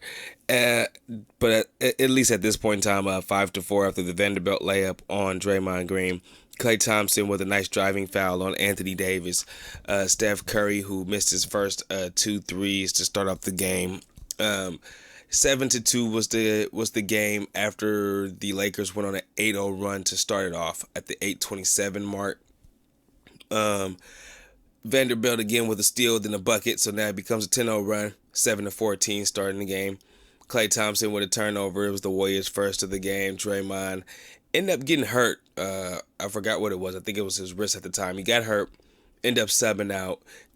He went to the locker room. They checked him out. He did return though, so that was a good sign as well. But anyway, at the 8-minute mark, Anthony Davis draws a foul on Anthony Looney on Kevon Looney. He makes only 1 out of 2 though, so now the lead is now 7-15. 7:46 left to go in the quarter. We're gonna skip and we're gonna fast forward now. The Lakers end up going on a crazy run where they end up getting up 10 points here. After a Reeves 3. After a Reeves 3, really, it was only 12-30. But then they end up getting down with the next free throws, getting down 10. So it was 12-32. JaMychal Green then hits a 3. Kind of brings the Warriors to a steady ship, if you will. 15-32 at the 3:20 mark. Anthony Davis then with a nice, smart rip-through foul to get the Lakers to their free throw line. Keeping the run going for Anthony Davis. The Warriors then call timeout at the 3:05 mark. 15-32 is the game so far. Out of 2 free throws, 1 was only made here. Score is 15-33 after the timeout. Jonathan Kuminga hits a 3. It's now 18-33 at the 2:23 mark. Dante DiVincenzo then forces a shot clock violation. Nice defense at the 2:05 mark. Jordan Poole then misses, but Anthony Lamb draws a foul on the putback. Draymond was a finger injury. I thought that he may not return, but of course he returned. It ended up being a finger injury. He got taped up and got back in the game. Anyway, Jonathan Kuminga ends up committing a turnover, the 5th of the game. It was the 3rd travel, though, of the game, which has become a new thing. Well, not a new thing, but has become a problem so far. A lot of traveling and stepping on the out-of-bounds line is what's been the Dubs' problem as of late with these turnovers. Besides just throwing the ball to teammates who aren't in that vicinity. But JaMychal Green then hits a nice block. Mo Bamba was limping coming off the court. Anthony Lamb misses a 3 at the 2-second mark. So at the end of the first quarter, it's 18-33. The Lakers had way better energy to start the game. The Dubs came out pretty flat. Tried a 2-3 zone, but the Lakers took advantage with some good shooting. Steph Curry was trying to just get his footing at this point in time. He really didn't make any shots yet, but you could tell he was just trying to find his footing and trying to just keep and find the chemistry with the teammates on the floor at the time. At the end of the first quarter, Klay Thompson was the leading scorer with 9 points. Jonathan Kuminga had 5. Anthony Davis for the Lakers, meanwhile, had 15. He was balling on the other end. 26% from the field. The Warriors were shooting 26% from 3. 4 turnovers, 7 fouls. It's just a house of horrors for the Golden State Warriors when they go down to Crypto.com Arena or Staples, whatever you want to call it. But every time or any time that the Golden State Warriors go down to LA, they have a hard time with those road games. And we really can't get into really what the problem is and why they have really a big hard time in these road games, but they do, especially in Los Angeles. I don't know if it's a party thing that they're doing the night before or just a bad juju with the court. But in any event, we're going to move on here. Second quarter, Andre Iguodala finally returns here. So he returns the same game as Steph Curry. Forces a Rui Hachimura miss. Then Draymond on the other end gets an and 1 score at the time. Is now 20-33 at the 11:30 mark. 0-for-1 from the free throw line. But anyway, offensive rebound. Jordan Poole with a 3 from an out of bounds play, which was a very nice play. 23-30 is the score at the 10:53 mark. For his 13 straight Laker misses, JP with a nice 3, 26-35. But the whole thing is the Warriors really don't take advantage. Before the end of the half, the Warriors do get the lead down 51-53 after a Jordan Poole 3 at the 52-second mark. Then Klay Thompson does hit a 3 of his own, making it 54-55. They force a 24-second violation, and it's 54-55 at the end of the half. 36 points in the quarter. Klay Thompson with 15, Jordan Poole with 10, Steph Curry with 8. Anthony Davis, on the other hand, for the Lakers had 21. So Anthony Davis was really balling for the Los Angeles Lakers there. We had no answer for him at all on the defensive end. Though as far as for the Dubs, shooting 40% from the field, 40% from the free throw line, 13 assists, 6 turnovers, 20 rebounds, 3 of those offensive, 12 fouls as well. The Lakers were shooting 44% from the field, 25 from 3, 16 assists, 23 rebounds with 6 of those offensive. And the Dubs just really needed to win the 6th straight in order to keep Dallas at bay before this game, because Dallas was ahead of them at this point in time in the standings. Or no, they were below them, but Dallas won one game and Golden State lost. They could get that seed up. So in the third quarter, we started there was they forced Shorter to miss a shot, but then Shorter with a nice alley-oop to Vanderbilt, making it 54-57. A Draymond air ball at the 10:55 mark. Dante DiVincenzo ties the game with a 3, 57-57 at the 10:20 mark. Vanderbilt with a layup and a putback. Beasley with a 3, so now the score is 57-62 after those 2 buckets. Timeout Warriors. 9:08 remaining in the quarter. The Lakers on a 7-0 run. It is now 57-64. 8:13 left. AD then hits a 3. It's a 10-0 run. The Lakers are back up 10, 57-67 at the 7:50 mark. Klay Thompson with a layup off of a Dante DiVincenzo pass, 59-67. Draymond fast break layup, 61-67, 6:46 left to go in the game.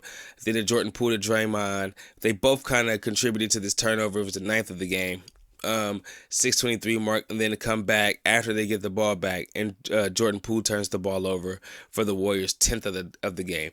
And we all know if they keep those turnovers down, they're able to win games. But as soon as those turnovers creep up anywhere near 15, 16, 17 turnovers, then it becomes very clear that it might be a loss here on the night. Anyway, Vanderbilt again with a nice layup, making it 61-69. The Warriors then call timeout at the 6:06 mark.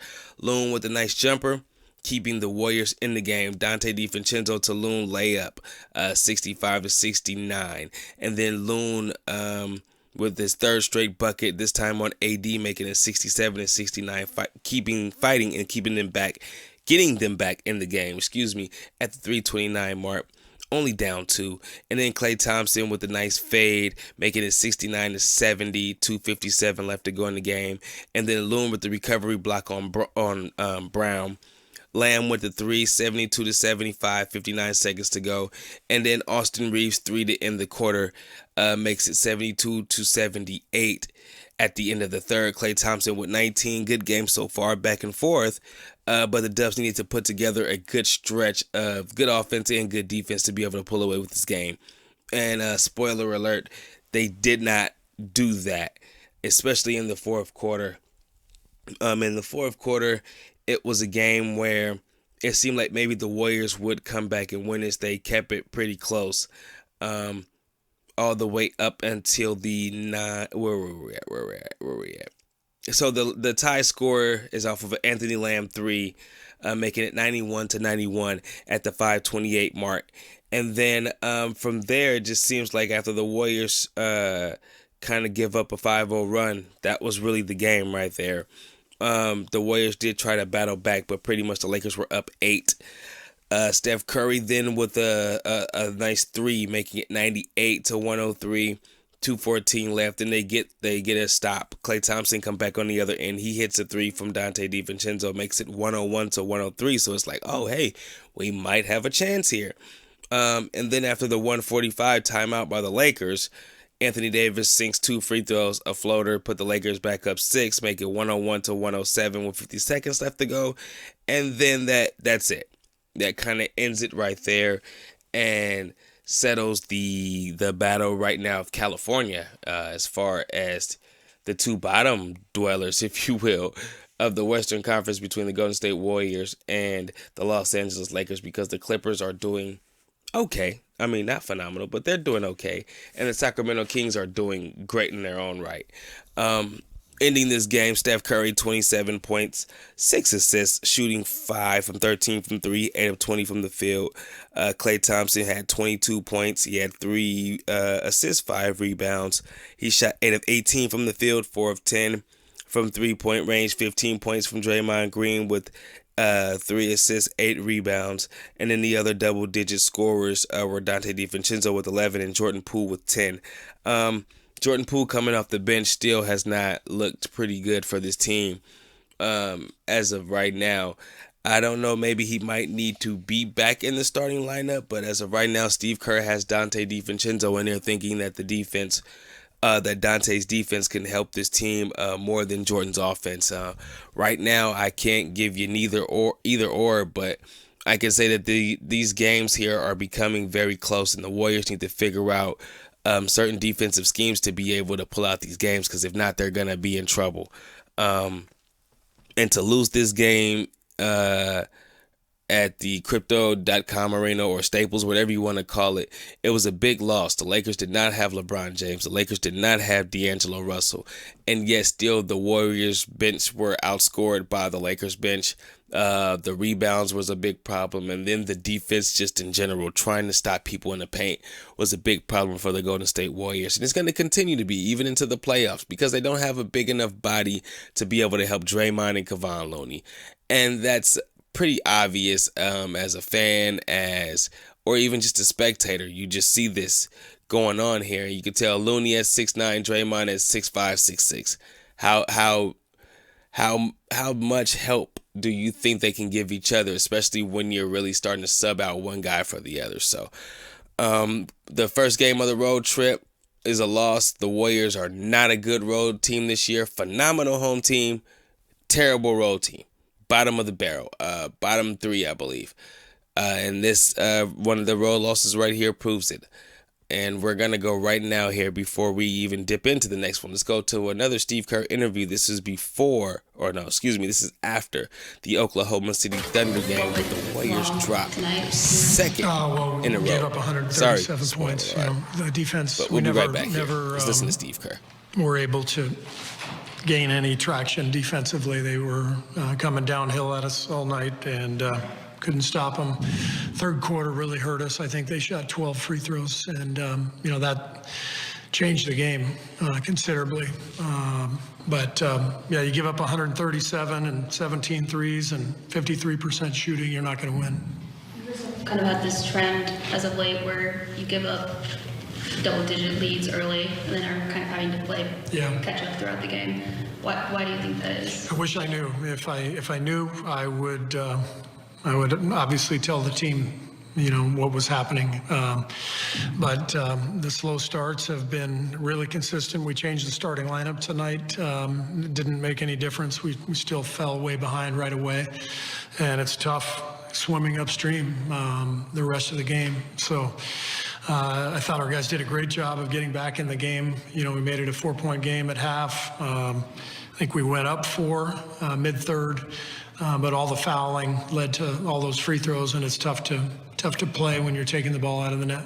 I know you don't really have any answers to the road discrepancy, but just how frustrating it is that it seems like you guys were turning a corner with a 5-0 and don't need to lose. Yeah, it's frustrating, very frustrating, but we just got to keep going, and we'll watch the tape and move on to Memphis and see what we can do Thursday night.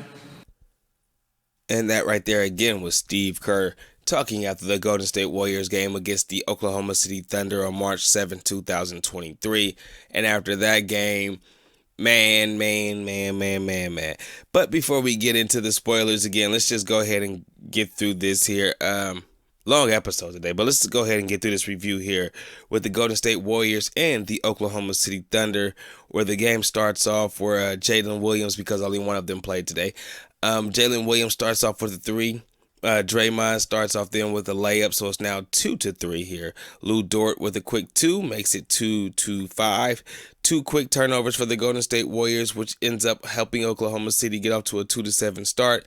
Shea with the driving dunk, timeout Dubs, because now the score is 2-9. Again, the Dubs are getting off to these slow starts here, where teams are being able to get up 8 or get up 9 real quick. And before long, after a Steph Curry turnover, which will be the 3rd turnover for the Dubs, It'll be a 2-13 game at 8:40 mark. Draymond hits a 3, making it 5-13. Then at the 8:12 mark, JP with a layup, making it 9-16 at the 6:55 mark. Jalen Williams' second straight 3 makes it 11-19 after a Klay Thompson layup at the 6:30 mark. Jonathan Kuminga then takes an elbow to the nose from Shai Gilgeous-Alexander. He goes down for a minute. And then they make him go to the back, I believe, to do like a concussion protocol type of situation, just to make sure he's all right, make sure he's not loopy or anything before he comes back on the court, which he eventually does later on in the game. Anyway, JP 3 off of a screen for off of a Steph Curry pass, 14-19 at the 5:59 mark. Giddey's 3, Klay Thompson's 3, 17-22, 5:21 left to go in the game. And then Steph Curry with a 3 when he falls like flat straight down, like on the stomach type of deal, but he still makes it anyway, making it 20-22, 5:10 remaining in the quarter. And then Shai's layup on Klay Thompson makes it 20-24. Klay Thompson's jumper makes it 22-24, 60% for Golden State. 60% for Oklahoma City to 50% for Golden State. At the 4:34 mark, Steph Curry to Allen Iverson to Andre Iguodala to tie the game at the 4:24 mark as a timeout, because the game is now 24-24. Oklahoma City calls a timeout. This is where Dario Saric enters the game, and he becomes a world beater for the Oklahoma City Thunder, because they quickly go up by 7 after an Isaiah Joe 3, making it 30-37. Jane then hits a 3 of his own at the buzzer, putting the Warriors down 10 quickly. So it is now at the end of the quarter 30-40, with the Warriors shooting 57% and the Thunder shooting 55%. 11 rebounds for the Warriors to 12 rebounds for the Oklahoma City Thunder. The big difference will be Oklahoma's 8 made threes on the night so far starting the game. Anyway, the second quarter starts with Steph Curry, Draymond Green, Patrick Baldwin Jr., Jordan Poole, and JaMychal Green. JaMychal Green's 3 starts off the quarter, making it 33-40. Steph Curry draws a charge, gets the 3, 36-40, 11-10 left. Saric with the layup at the 11-minute mark, making it 36-42. And then we kind of go on a run here for the Thunder. The Thunder start looking like they were pulling away, especially at the 41-53 mark at the 7:30 Warriors timeout. The Thunder shooters were just killing the dubs. 10 made threes so far in the game. Stagnant offense for the Warriors. OKC's youngsters are active, more energetic, have way more intensity, trying to get to the bucket, very confident in their shots, and the Warriors weren't. After a Jalen Williams corner jumper, and the lead ended up being 41-55. The Warriors do all they could here in this quarter, though. They don't die and just lay down at that point in time. They make a couple of great plays, including a tic-tac-toe play with Jordan Poole to Draymond Green to Dante DiVincenzo for a layup, making it 54-57 at the 2:59 mark. Oklahoma City then turns the ball over. Klay Thompson hits the 3 to turn the ball over. Hits the 3 to tie the ball game. 16-2 run by Golden State at the 3:16 mark. Draymond with a steal from Giddey. Steph Curry's 3 stumbling backwards makes it, and it's now 60-57 at this point in time. Lou Dort then hits the 3, ties the ball game back up. And then they kind of go back and forth until the end of the quarter. At the very end, though, it will still be Oklahoma who pulls away after a Shea 3 and after a Dort 3. The final score of the quarter or of the half will be 64-68. Klay Thompson had 17 points. Steph Curry had 14 points. Jordan Poole had 11. The Golden State Warriors at this point in time were shooting 50% from the field, 36% from 3, with 10 turnovers so far in the first half. 18 assists, 21 rebounds, 5 of those offensive, 3 blocks, 5 steals.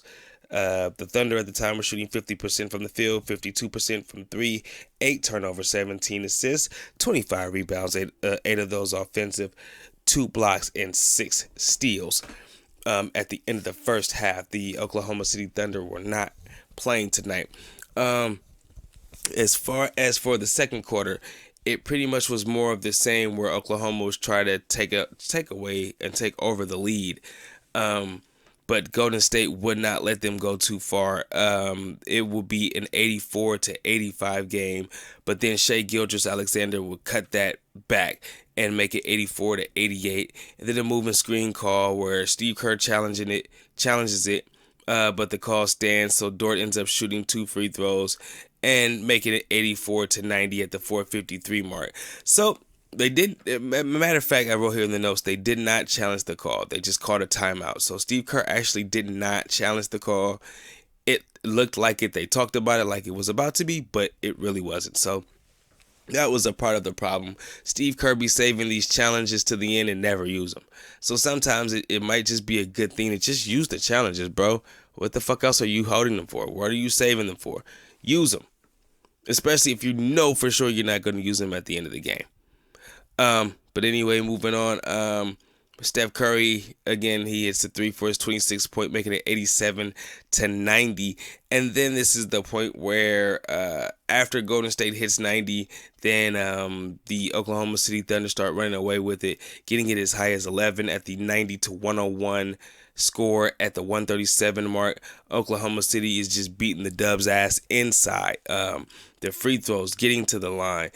Shai Gilgeous-Alexander and Lou Dort were on the bench at the time when all this was going on, and it was mostly just Dario Saric and other bench players looking fantastic for the Oklahoma City Thunder. JaMychal Green ended up with a nice foul on a rebound, so he gets free throws, 2 out of 2, it's 95-101. Shai Gilgeous-Alexander then hits a bucket, so it's now 95-103. JaMychal Green with the free throw line jumper, 96-103 with 40 seconds left. Steph Curry hits a 3, 99-105, 20 seconds left, and that will be the end of the third quarter score, 99-105. Steph Curry had 29, Shai Gilgeous-Alexander with 28. And we could just dip here real quick into the fourth quarter because things kind of fell off the rails a bit. The fourth quarter, everything was pretty decent, if you will, until maybe about the 10-9 minute mark. And then that's where the Oklahoma City was just making everything from Isaiah Joe here in my notes. Josh Giddey's making shots from nowhere. Dario Saric is being very productive inside the paint and outside. So, and Jang also, who was a big part of what was going on for the Oklahoma City Thunder. So when you really think about it in the long run, the team is really just trying to figure out what they need to do defensively, because teams that are of a lower level than them should not be beating them, especially this bad. I don't care if it's in their home or not. So I think the Warriors need to try to figure out defensive schemes to try to stop players, especially these teams that do not have that one single dynamic player like we do with the Steph Curry, like Portland with the Dame Lillard. Hell, even like Dallas with the Luka or Kyrie. So it's one of those type of deals. Anyway, not even to finish this thing off because the Warriors end up pulling their starters anyway. But the final score, 128-136, the Warriors lose their second in a row on the road, pushing their record at this time to 34-32 on the season.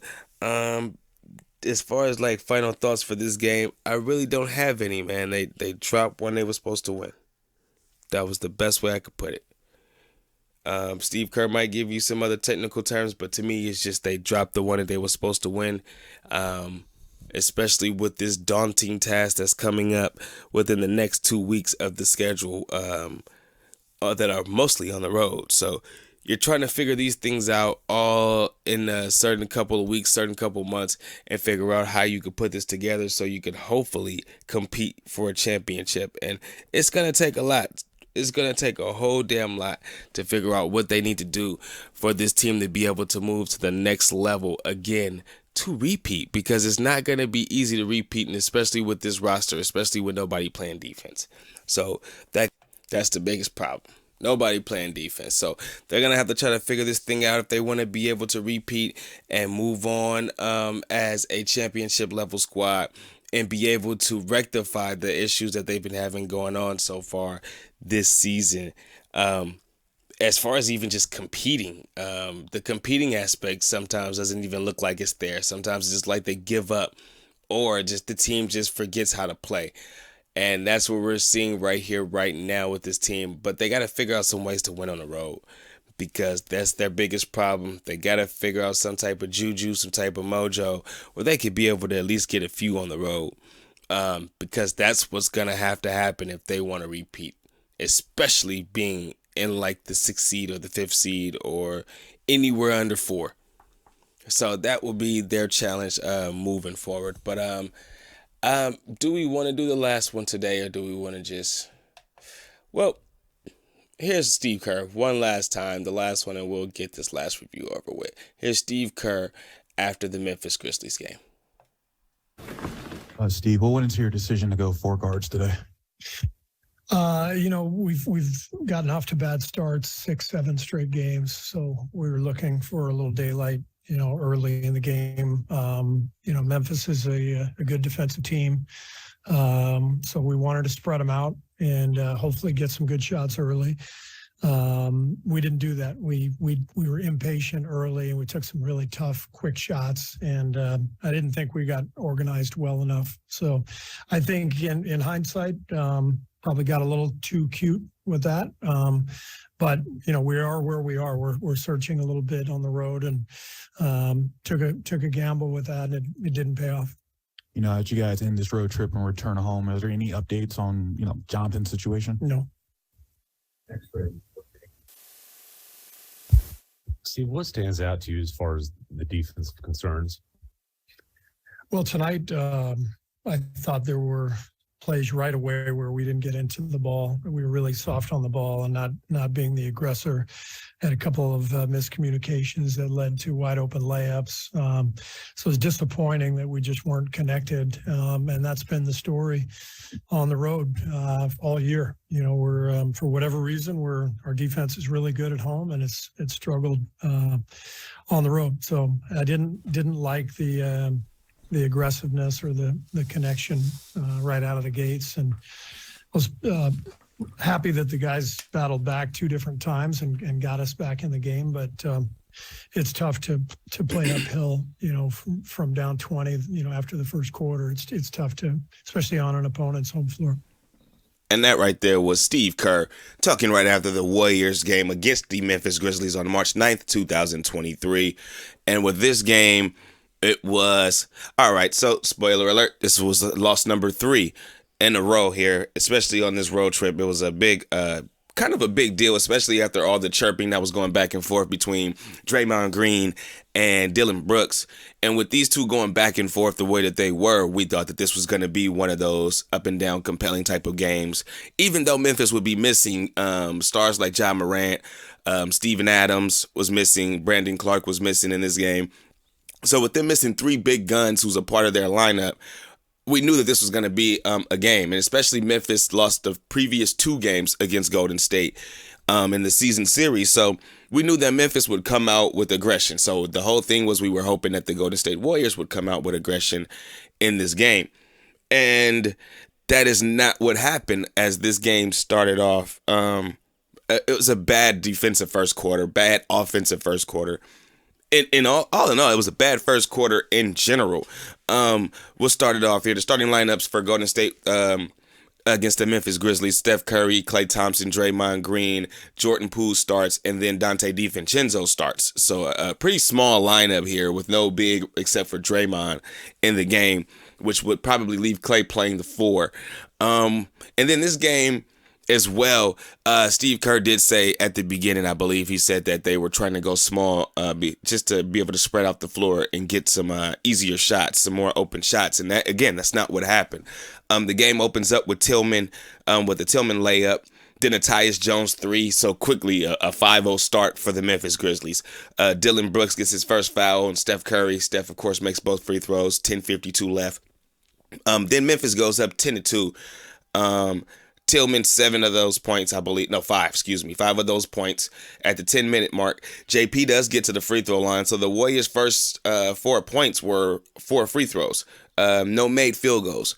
9:58 to go. Then Jaren Jackson Jr. hits a 3. Memphis is shooting 82% from the field. Golden State is shooting 0. 0% from the field at this point in time. Not able to make a field goal. 6-16 after the Tyus Jones 3 at the 9:02 mark. Jordan Poole then gets a turnover. And then again, another 3 for Memphis. 4 straight threes for them. Tillman then gets a layup on Draymond. It's now 6-18. Draymond then with a cutting pass to Klay Thompson for a layup. 8-18 now is the score at 7:50. Desmond Bane then hits a 3, making it 8-21 at the 7:30 mark. And I mean, let's be honest, this is where you need to call a timeout. Like, you don't sit there and this is on the coach and staff, right? You don't just sit there and allow your team to start the game instantly. Okay, 10-2, right? 10-2 run. If this was Greg Popovich, if this was Eric Spoelstra, if this was Mike Budenholzer, that's a quick timeout. Immediately. There's no waiting. There's no sitting here and allowing this game to get to 8-21 and still don't call a timeout at the 7:34 mark. So to me, these are bigger issues. And with Steve Kerr, he's one of those coaches who likes to allow the team to play through the mistakes, but you cannot allow this team, this year's version of the Golden State Warriors, to play through mistakes and play through runs like that. Yeah, they're able to come back in games because you have the firepower of Steph Curry, Klay Thompson, and Jordan Poole in this dynamic offense that's a read and react and a move and motion offense. But you do not have the defensive power to be able to sustain these type of runs, to be able to stay in these games. And that's what some of the biggest issues is with the Golden State Warriors. And the first timeout did not come until there was a Steph Curry and one, and then there was an official timeout at the 6:52 mark with the score at 12-23. Now, this wasn't even a timeout that Golden State takes. Now, in every game, there are 2 official timeouts that usually takes place in the game, and it's usually at the halfway mark, which is around the 6:30 mark. Those are usually when an official timeout happens. And then there's usually like a last 2-minute timeout that kind of occurs.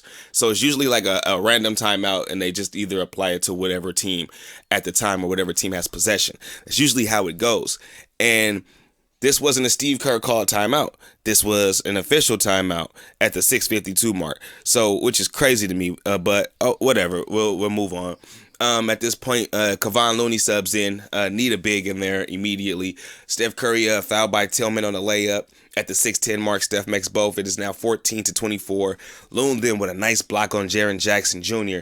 And then they force a nice shot clock violation. So it's a turnover there for the Grizzlies at the 5:55 mark. Klay Thompson with the turnover, and then Brooks gets the layup.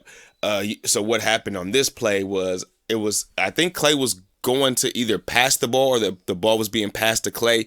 Klay kind of went for the ball, but it was going out of bounds. So he was like, all right, I'll let it go out of bounds. He kind of was a little lazy with it. And then Dylan Brooks, who, of course, I mean, you know what I mean? After the trash talking back and forth between him and Draymond, he hustles to the ball, gets the ball, run down court, makes an easy layup. Klay doesn't even try to stop it or anything. It was just a lazy turnover plus the lazy transition defense. And that leads to an easy Dylan Brooks layup. And of course, at this point in time, Dylan Brooks is talking his shit. Steph Curry then hits a 3, 17-26 at the 5:10 mark. Dante DiVincenzo with a nice follow-up layup. So the Warriors try to make a little bit of a run here. It's now 19-26. Memphis scores, and then Draymond comes back with a nice side floater. It's 21-28. Steph Curry then with a nice 2-point shot. And then, Steph fouls Jaren Jackson, Jaren Jackson Jr., and it's his second foul. Jaren Jackson gets the and one. Ty Jerome then subs in. This is the 3:58 mark because Steph has his second foul. Jaren Jackson makes the free throw. They're now up 10. It's 21-31, 3:52 remaining. The Warriors turn the ball over. Brooks jumper across the lane, 21-33. The Dubs then finally called their first timeout. 3:10. First timeout that Steve Kerr calls in this particular game. What do you expect from your team? Like, I don't get it. But again, let's move on here because it's starting to become more redundant the more that we talk about it, because you allow your team to get down so early, so quick, without trying to stop anything, without trying to make adjustments, without trying to steady the ship, without trying to curve the momentum a little bit. But again, whatever.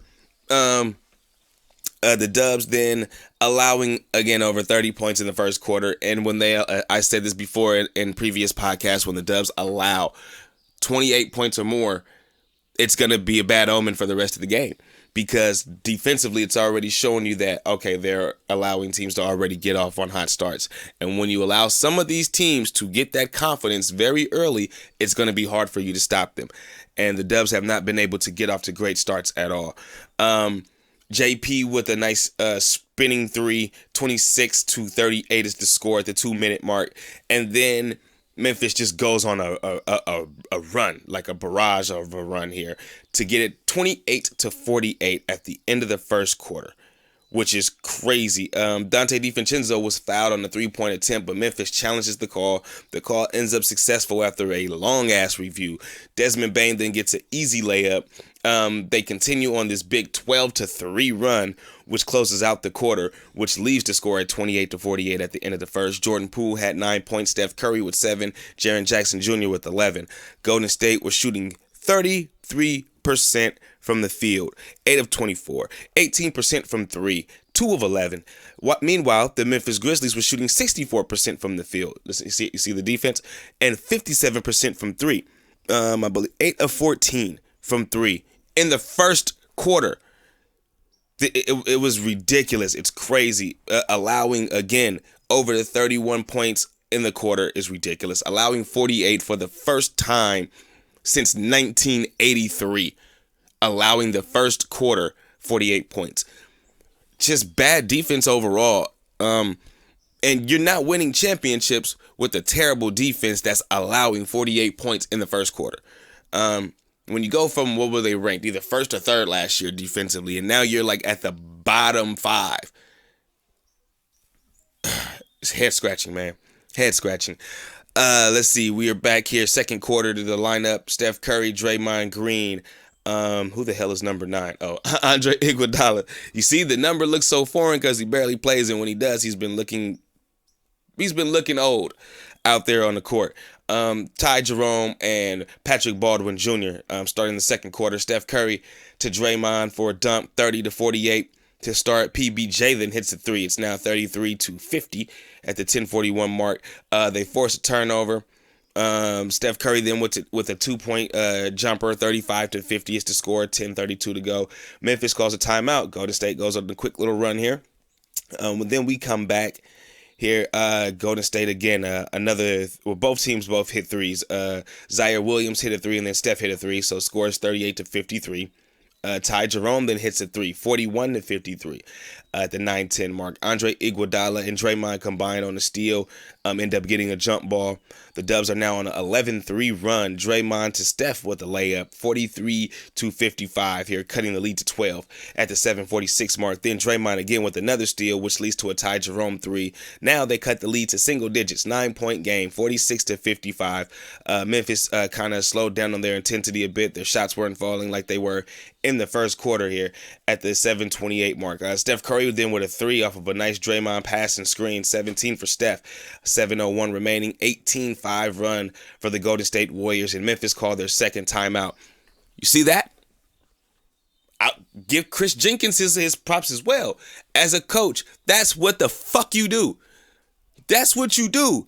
When there are runs that are going on in a game, you stop the game. You call timeout. That's what you do. And Steve Kerr allowed the first quarter to go into the first timeout at 12-23 when there was an 8-21 game. Here, instantly, there was, the Warriors cut it to 15. It was a 20-point game. They cut it to 15. The Grizzlies called timeout. The Warriors then cut it to, what are we at right here? But the Warriors cut it to 6. They call timeout. That's what you're supposed to do as a coach. Anyway, 49-55 is the score. The zone defense kind of changed the game again. This time it was a 1-2-2. And Steph Curry had woken up. He went 8 of 11, 5 for 7 from 3. Ty Jerome and Draymond Green, they do combine on a turnover after a Brooks block on Steph. Memphis then turned the ball over out of bounds themselves. Klay Thompson, who's been doing a good job of passing. A nice pass to Kevon Looney for a layup at the 5:05 mark. We're at 51-57. Steph Curry then with a layup after a miss from Memphis, 53-57, 4:33 left to go in the game. Then the Warriors called timeout at the 4:07 mark. 53-59 is the score. PBJ comes back after the timeout, causes a turnover, the fifth of the game for the Warriors at the 3:45 mark. Then Desmond Bane put Memphis back up 9 with a 3. 53-62, 2:59 remaining. Klay Thompson then caught up with the rip-through foul. Memphis was in the bonus, so they get to the line. This is a quick 7-0 Memphis run here. Quick one. The Warriors did call a timeout, but they called timeout after Memphis made one bucket and then allowed the run to go again. So the run goes again here. Memphis run, blah, blah, blah, 7-0 run, 53-64. JP gets to the line. He makes both. It's 55-64. JP to Draymond for a layup, 57-66, 156 remaining to go. Tyus Jones then with an easy layup. Kerr's pissed off at this time. Tyus Jones gets a very, very easy layup at this point in time. Now, I'll say this because I was watching the game on television, but I haven't heard Jim Barnett's commentary in so long that I wanted to listen to Jim Barnett on the commentary. So I started listening to the radio broadcast, trying to have them like simulcast together. It's kind of off just a bit when you do that. The ball game on TV is going a little bit faster than the radio broadcast. But anyway, at this point in time, when Tyus Jones got a layup, Jim Barnett said on the radio broadcast, and it was so damn funny, he said, "Am I supposed to explain to you why he was that open under there?" That was the funniest shit I've ever heard, because I'm thinking in my mind, like, wow, and Tyus Jones was wide open for the layup. Wide open. And when Jim Barnett said, "Am I supposed to explain to you why he was that wide open for that layup?" It was the funniest thing I ever heard one of the greatest minds of basketball say. It was mind-boggling, and it was funny at the same time, because I'm thinking, like, well, how the hell did that happen? And for him to say that, it was exactly the same thing that was on my mind. Like, I cannot explain to you what the hell is going on with this defense, especially on the road. Again, Steve Kerr was pissed off and called a timeout. But, I mean, come on, man. Sometimes you might have to call timeouts before that because you see your team is breaking down just a bit. Or you see that the other team is just going on a crazy run. Let's just try to see if we can stop that, get a couple easy buckets or quill their momentum just a little bit. But nope, did not happen. The Dubs were falling behind. Again, with the last 2 minutes, you could see the frustration on everybody's face. Jordan Poole causes his fourth straight turnover, but he was smiling in the process after the turnover. It went off his foot, boom, and then went out of bounds, but he's laughing about it. And I think that was like his second turnover where he kind of was smiling. Then Steph had a turnover where he kind of smiled. And it was just a lot of smiles after turnovers. And to me, those smiles were covering up mad frustration, especially for Steph Curry. Maybe not Jordan Poole. Jordan Poole looks like he's that type of smiley, high energy guy with a lot of confidence and swag. But Steph, that was frustration. And we'll get to that at the end of the game. Klay Thompson there with a nice layup. Well, a decent layup here. At the 41-second mark, it's 59-75. Then Steph picks up his third foul, 1.5 seconds left. Now the score is 59-77 at the end of the half. So you're down 18 points at the end of the first half after cutting this thing all the way down to, what was it, 6? 5? And you allow Memphis to go back up. You don't try to stop the game at all. You call one timeout when you're pissed, but it was pretty much already too late. You allow the second one to go, the second run to go, the 17-4 run. I mean, come on, man. Like, call a timeout sometimes. If it don't work, it don't work. Fine. You know what I mean? But at least try. Don't just sit there and be pissed off on the bench without at least trying. That's your job as the coach.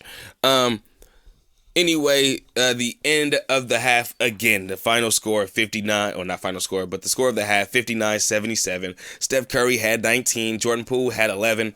44% from the field, 32% from three, 9 turnovers, 11 fouls, 13 assists, only 15 rebounds. They were kind of getting their asses handed to them on the rebounding tip. But let's see how they come out in the second half. And the second half, the starting line. Well, no, it was not the starting lineup. The starting lineup did not come back out on the second half. It was Draymond Green, Steph Curry, Klay Thompson, Kevon Looney, and then Jordan Poole. So we got the 3 guards and the 2 bigs. Draymond with the layup to start off the quarter, 61-77. Steph Curry then with the layup, 63-77. And a foul, so he makes the free throw as well, making it 64-77. That's a quick 3 points for the Warriors to get back in this game. Then Draymond gets hung on the rim, but then he gets fouled by Tillman at the 9:26 mark, but he makes both free throws, 66-79. Curry then hits a 3, 10-point game now, 69-79. Klay Thompson comes back with a 3 after Memphis misses their shot, 72-79 at the 8:40 mark. Timeout Memphis. That's it. We're getting... They're starting to get a little juju because I was listening to the radio broadcast. Though again, like I said, it was a little late. 13-2 run for the Warriors. The offense was starting to come alive. Memphis was taking bad shots, allowing the Dubs to get back in the game. Draymond fouled, going up for a layup and a dunk. He makes both free throws at 74-81. Klay Thompson slipping. Tyus Jones gets another wide open bucket. This time it was a 3, 74-84. Steph Curry with a shooter's roll on his 3. Was it a 3? No, it was a shooter's roll on a free throw line jumper and an and one. So he does get 3 points out of it, but not a 3. The foul was on Brooks, of course. 76-84. Then we get the Andre Iguodala to Draymond for the layup. 78-87 is the score at the time. 6:15 remaining. And then Klay Thompson airballs a 3-pointer. He was 4 of 10 from 3 at this point in time. 5:35 remaining. But that air ball didn't deter him because he came back after Memphis do score and he hits a 3. 81-89. 5:16 remaining. JaMychal Green then hits a 3, 84-89. JaMychal Green's threes have been pretty good as of late. Nothing else, not his defense, not shot blocking, not anything else, but his threes have been pretty damn solid. Even tonight against the the Milwaukee Bucks, his threes was pretty much on point tonight. Conchar then hits a 3. And the Warriors call timeout, score 84-92. Just leaving wide open shooters 3 straight times was a big fault, you know what I mean? And it could be a fault of the zone. It could be too much overhelping on the strong side. That's what I see a lot of times, is too much overhelping. Too much. And then that's when all it takes, especially when you overhelp, because all it takes is 2 swings of the ball and there's a wide open shooter on the other side of the court and he gets an open shot with a late closeout coming. You know what I mean? So it becomes, it's a give and take thing when you play zone, when you play zone defense. And, you know, I'm not even going to fault them for this. It's just the way that the game goes. Jaren Jackson Jr. gets his 4th foul, and this is where I thought the Warriors might have taken advantage. Jaren Jackson Jr., give him his props. He might do play for Memphis, but he's still one of the best interior defenders in the NBA. 3.2 blocks a game. So this kid is phenomenal out there when it comes to the defensive end of the ball. Might not be the best rebounder, but when it comes to defense, shot blocking, covering up space, changing shots, Jaren Jackson Jr. is one of those guys. So got to give him his props. So you would think when he comes out the game that the Warriors would try to make a run, especially when he has a 4th foul, or you try to see if you can get him 1 or 2 more to really get him out the game. But that didn't happen. Conchar then comes and hits another 3, 86-97. Either JaMychal Green, I think he hit his 3rd 3. It's now 89-97, 1:30 to go. Dante DiVincenzo turns the ball over after an Andre Iguodala steal. This is the 14th turnover. At the 112 mark, then Ty Jerome hits a 3. It's 92-99, 7 seconds remaining. And that will be the end of the third quarter score. It's a 33-22 quarter. End of the third, the turnovers reared its ugly head. The defense was just not there on the road trip. But, you know, I felt like if they would have put a solid 4 or 5 minutes together, they'll win the game. But they just needed to show up, and they didn't. Draymond, at this time, 15 points, Steph Curry with 27. But the fourth quarter just fell apart. The fourth quarter fell apart, and it fell apart quick. I say after the Jordan Poole 3 that made it 98-107 at the 9-minute mark, Memphis goes on a run after an Aldama 3, and Aldama hits another 3, I believe, too, gets Memphis to go up 15. The Warriors call timeout. The Dubs go down big with 4 minutes to go, and the big guns were pulled out to let the babies play. Or, I don't want to call them babies because they still grown men at the end of the day, but to let the youngsters play. And game was over, and when you looked at the bench, especially at the very end of the game, it shows Steph Curry and Klay Thompson sitting next to each other in, to me, a vat of frustration. A vat of frustration. Steph had the look on his face like, this is some bullshit. Klay had the look like, what are we doing? You know what I mean? Just the frustration, the disappointment, the letdown, the look face that the let down look that was on their faces said it all. It said it all. They were unhappy. Not too much to really even speak about at the end of the game. The game was over. Final score 110-131. It was just too many 3-point attempts for Golden State. Not enough going inside like they were doing during the homestand. Not enough of that. The 3 plays leaving wide open shooters in the third quarter, ridiculous. Because you at least came back after that horrendous first quarter where you allowed Memphis to score 48 points in the first quarter and you were down 20. You still had enough energy to fight back, but when you have to keep fighting back and keep battling back from big deficits early in the game, it takes so much energy. How much do you have left by the end to try to pull this thing out? And this is what you've seen here. You've seen tired legs by the fourth quarter. And that's what the lead up is. These guys are getting older, so they're not going to be able to have the time to flip the switch if they're having to catch up every game.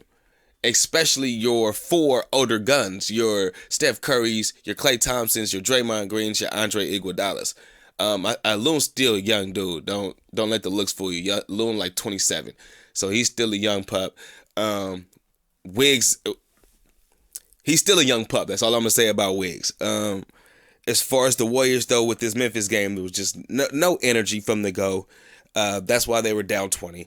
They tried to pick the energy back up, but it just was no intensity, no good defense. It was bad defense, bad offense. The chemistry was just not good. It wasn't there. No matter what the lineup is, they were just too small with no energy. And let's hear. I'm not gonna say let's call a spade a spade. Let's just speak the truth here. Andre Iguodala either maybe needs some more games under his legs, or he's just looking old out there on the court. He can't make a bucket, especially when needed. Even though I get it, it's not his role.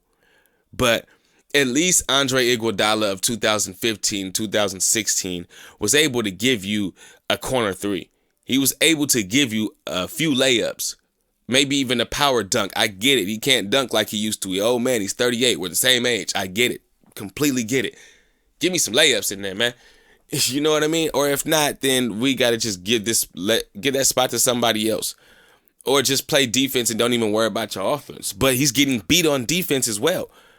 Like, he's been beat the last 2 games he's played. He's been beat by every defender. He was beat by Jaren Jackson Jr. to where he had to commit a crazy foul. And it was like, man, the swipe down doesn't work anymore like he used to. But like I said, I'll still give him some more time. I'm not as bad as I'm not going to say it's bad. I'm not as on him as most Warrior fans are. I'm still going to give him some time because I know he can play basketball. We know this guy's a Hall of Famer. We understand all of these aspects of the game. But the jump shot never has been there for Iguodala, but getting inside, smart passes, smart layups, smart defense, whether you can keep up with the guy or not, was always a staple for Andre. And just everything just looks a step and a half slower. So that's my take on things for Mr. Iguodala since he's returned. But anyway, for this game here, Steph Curry, 29 points, 7 rebounds, 4 assists. Jordan Poole, 22 points, 3 rebounds, 4 assists. Don't let the 22 fool you because a lot of that came in the fourth quarter during garbage time. Draymond Green, 16 points, 5 rebounds, 7 assists. Klay Thompson, 14 points, 4 rebounds. For Memphis, give props not to Dillon Brooks. Yeah, he had his 21, but that's not the highlight. Even though they interviewed him at the end, it's not the highlight. The highlight for Memphis is Tyus Jones. Give that man his props, man, because he's been a backup to Ja Morant for the past couple years, because I think he used to play in Minnesota before he went to Memphis. This guy has been a solid backup his whole career, and people thought that maybe the Memphis Grizzlies would fall off without Ja, and Tyus Jones is doing what he did last year when Ja was out. He knows his spots. He knows how to get to where he has to get to, and he's a point guard that's gonna get everybody involved, which I love it. I love it. He's able to make wide open threes. Get to the cup whenever he needs to. This is a guy that, hell, if he were on a cheaper contract, because you're not going to be able to afford him now, but this is a guy I would love to have as a backup for the Warriors. He'll be a perfect backup for Steph. You know what I mean? Or a perfect ally for Jordan Poole coming off the bench. Either or, but anyway, give him his props. Tyus Jones, 22 points, 4 rebounds, 11 assists. Dillon Brooks with 21 points. Jaren Jackson Jr., 21 points. And Aldama. I was like, who the hell's SA? Steven Adams didn't play. Santi Aldama, 15 points on the night. This guy, every time he plays us, he's a Warrior killer. He's a Will Barton. Because every time he plays us, he has the game of his career. Correction, that 21 points is not from Dillon Brooks, it's from Desmond Bane. Not Dillon Brooks. Dillon Brooks only had, I believe, 13 on the night.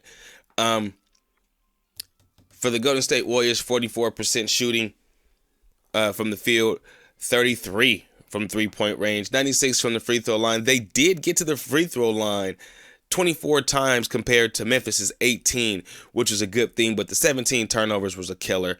Being out-rebounded by 10 on both the offensive and defensive rebounds. Well, no, not both. Just the boards in general. Just being out-rebounded by 10, 32 to 42. The blocks were even. The steals were fairly even. The fouls, hell, were even, fairly even. But the 17 turnovers to Memphis's 12 turnovers, and the 83 or 82 shot attempts for Golden State compared to 93 shot attempts for Memphis will tell you the game. They did not lose this game in the third quarter. They did not lose this game in the fourth quarter. They did not, lose this game in the second quarter. They lost this game in the first quarter. That 28-48 killed everything, and you had to try to fight back from the jump. And you were never able to. Never took the lead in this game at all. Never was able to get over that hump. Memphis came out, pretty much dominated this whole game. The Warriors tried to make it close, tried to make it a game in the 2 in-between quarters, but the first and the fourth quarter were the tell of the tape, where Memphis just kind of blew this thing out the water. 8-game road losing streak. Problem. It's a problem. It's a problem. It's a problem. Especially leading into the playoffs with 14 games remaining. It's a problem. Somehow, at the end of this game, they remained the 6th seed, which was crazy. They would drop, though, because as I'm recording this on Saturday the 11th after the Milwaukee game. The Golden State Warriors right now are the 7th seed. The Clippers have taken that 5th seed spot, and I believe they're tied right now with the Mavericks for that 7th spot. So right now, the Golden State Warriors got work to do. 34-33 right now on the season. And just frustration with another losing road trip, man. And this time not even getting one. So that's a problem I think that they're going to have to try to rectify at some point leading into the playoffs. I still pretty much hold faith that if this team gets into a 7-game series with anybody, and right now, I wouldn't mind them being the 6th seed going against the Sacramento Kings. Wouldn't mind it at all. Because you would still pretty much have that home court advantage. You don't think that fans would travel, especially the fans who live in like the in-between counties? You don't think they're going to travel to Sacramento to a Warrior game, especially when the tickets might be a little cheaper. Like that's just what it is. So I wouldn't mind the Sacramento Golden State first round at all. Just real quick, I won't go into it. I think I might cover this game next week. I'm not sure, but I'm just gonna go ahead and talk about it anyway. As far as the game that took place today against the Milwaukee Bucks, a hell of a game. Jrue Holiday is a player that people don't really give him his props for, man. And Jrue Holiday is a phenomenal player. I think one of the best perimeter defenders I have ever seen in my life. And I would put him up there with Jordan and Pippen as far as perimeter defenders. The way he hounds, last night Steph couldn't get really anything. Steph had to work hard for every bit of the 36 points that he finished with tonight. He had to work extremely hard for it. The Bucks defense, amazing the way that they were hounding Steph. They had everything pushed up to the free throw line. The defense was pushed all the way up free throw line and out. They didn't even care nothing about the interior because the Warriors couldn't get there. The perimeter defenders that they had with guys like Bobby Portis, Brook Lopez, who's been fucking phenomenal for the Milwaukee Bucks the past 2 years, has dipped into the fountain of youth or the Lazarus pit from Ra's al Ghul, the way that this guy has come back out and play. I thought that he was older than 35, but they said that tonight that he's only 35 years of age. But damn, hey, he's found the fountain of youth. He's looking like Brook Lopez, who was playing for the Nets earlier on in his career when the Nets were winning games, not that losing season where they won only 10 games. But anyway, I want to give Milwaukee their props, man. That's one of the hardest teams. I think they might be the team to beat just defensively, even without Giannis. Like, just watching their games, that might be the team to beat right there. That could be the team that the Golden State Warriors might end up having to face in the NBA Finals this year. For not the first time, but great time tonight with the Golden State Warriors. I'm not going to get into play-by-play situations. The game did end up going overtime with the Steph Curry shot, which, man, because the Warriors were actually down 6 points, I believe, with 2 minutes remaining. And they're back-to-back threes. There was one from Steph and then one from Clay. And then Jrue Holiday ended up hitting a three over Loon, and I thought that was probably it. I was like, damn, man, that's it. And like Jrue just ended it. And then Steph comes back on the other end, and he hits a three, ties the ball game. They go to overtime. So, phenomenal game. The Warriors end up pulling this out, 125-116. And the reason I'm speaking on this now, because earlier in the podcast, we did this podcast in 2 different days, if you didn't know.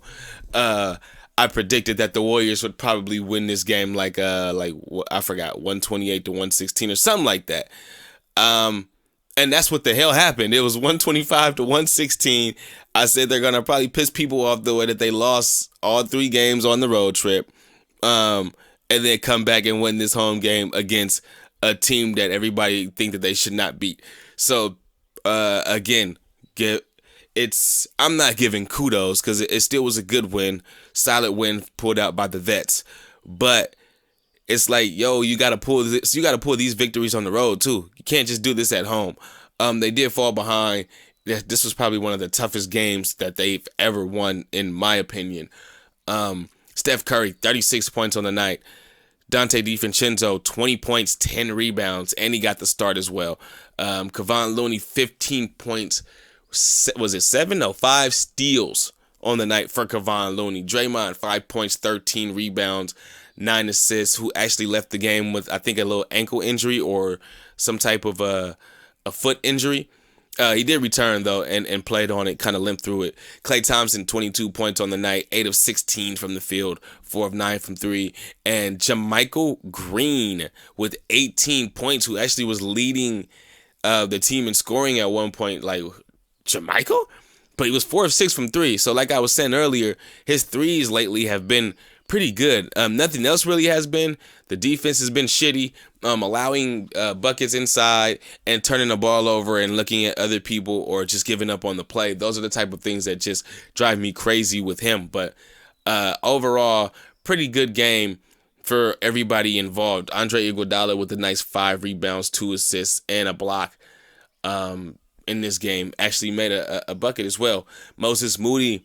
We had a Moses Moody sighting in this game as well. He got to play a few minutes there, getting some nice rebounds and a wonderful tip off of a Jordan Poole missed shot where it looked like him and Loon combined for the shot. At first, it looked like they gave it to Looney, but it absolutely was Moses Moody who came flying in from the wing and tipped the ball in for his only bucket of the night. But anyway, just contributing, everyone contributed to this win. It was very, very elite defense that was being shown last night by the Milwaukee Bucks, and the Warriors were still able to pull it out. So it gives you hope that this team is still a championship contending team because they can beat teams, especially in Chase Center. In Chase Center, they are still championship contenders. On the road, they are the San Antonio Spurs. They are the Houston Rockets. They are the Detroit Pistons. They are I don't even want to say Orlando Magic because they've been pretty much winning games even though they don't have a winning record. But they've been winning games and shown that they know how to win. Excuse me. So, all in all, bad week for the Golden State Warriors. But they really don't lose a lot of ground as far as the standings go. Because before I end this podcast and wrap everything up, the Warriors do sit right now in the 6th seed, 35-33. They do hold at least a 1-game lead over the Minnesota Timberwolves and the Dallas Mavericks, who are both tied for the 7th and 8th seed with 34-34 as their record. The Warriors 35-33 here as we end the podcast. They are a half a game behind the Clippers, who are 36-33, and they are about a game and a half behind the Phoenix Suns for that last home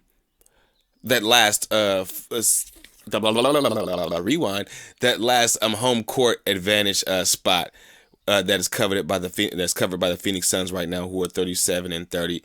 The Warriors 2 games over 500 to end this week off. Again, not bad. They just have to maintain. Right now, they will be facing the Memphis Grizzlies in the first round. It looks like the Sacramento Kings have the tiebreaker over Memphis.